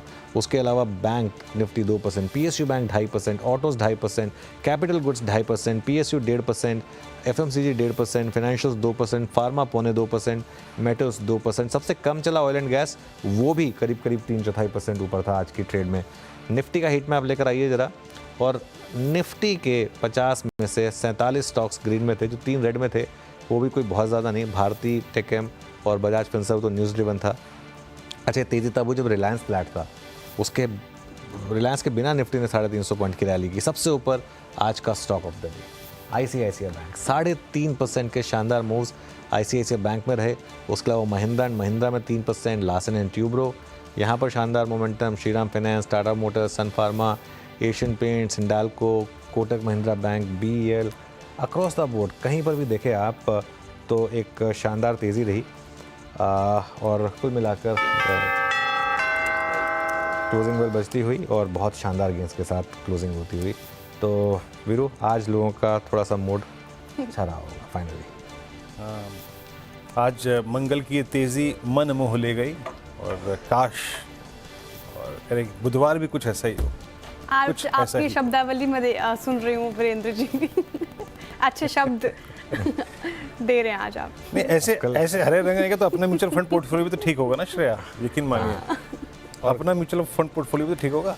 चलिए कल वीरू श्रेया के लिए एक कविता भी लिख के लाएंगे, श्रेया ने कहा है तो, है ना वीरू? चलिए लिख देंगे, वक्त मिला तो डेफिनेटली। कल सुबह सुबह कोशिश करेंगे 9 बजे एक कविता लिखी जाए, ठीक है ना? आज के हरे रंग को समर्पित होगी जी। चलिए, तो कल सुबह का जिक्र हुआ है तो कल सुबह की याद दिलाते हैं आपको, लेकिन उससे पहले मार्केट का पंचनामा। बड़े दिनों के बाद आपके कुछ अच्छे प्रश्न आएंगे जनाब यहाँ प्रॉफिट बुक करने के। हाँ, अगर ऐसा कोई सवाल है तो ज़रूर पूछिए मार्केट का पंचनामा में कुछ देर में CNBC आवाज़ के सभी सोशल मीडिया प्लेटफॉर्म्स पे। और कल सुबह मॉर्निंग कॉल में आशीष के साथ, उसके बाद मुनाफे की तैयारी 8 बजे अनुज के साथ। तब तक के लिए नमस्कार।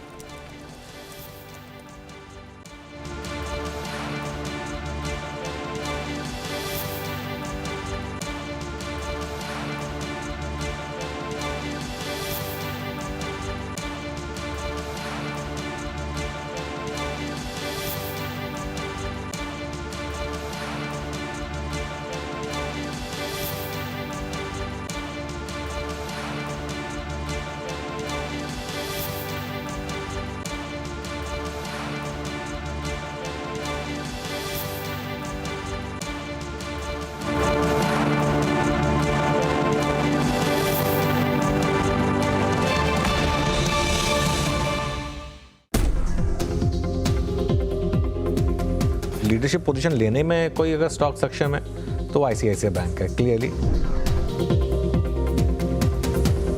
ICICI बैंक को मैं ग्रीन में ले रहा हूँ क्योंकि ये एक सबसे स्ट्रॉन्ग सेक्टर का सबसे स्ट्रॉन्ग स्टॉक है।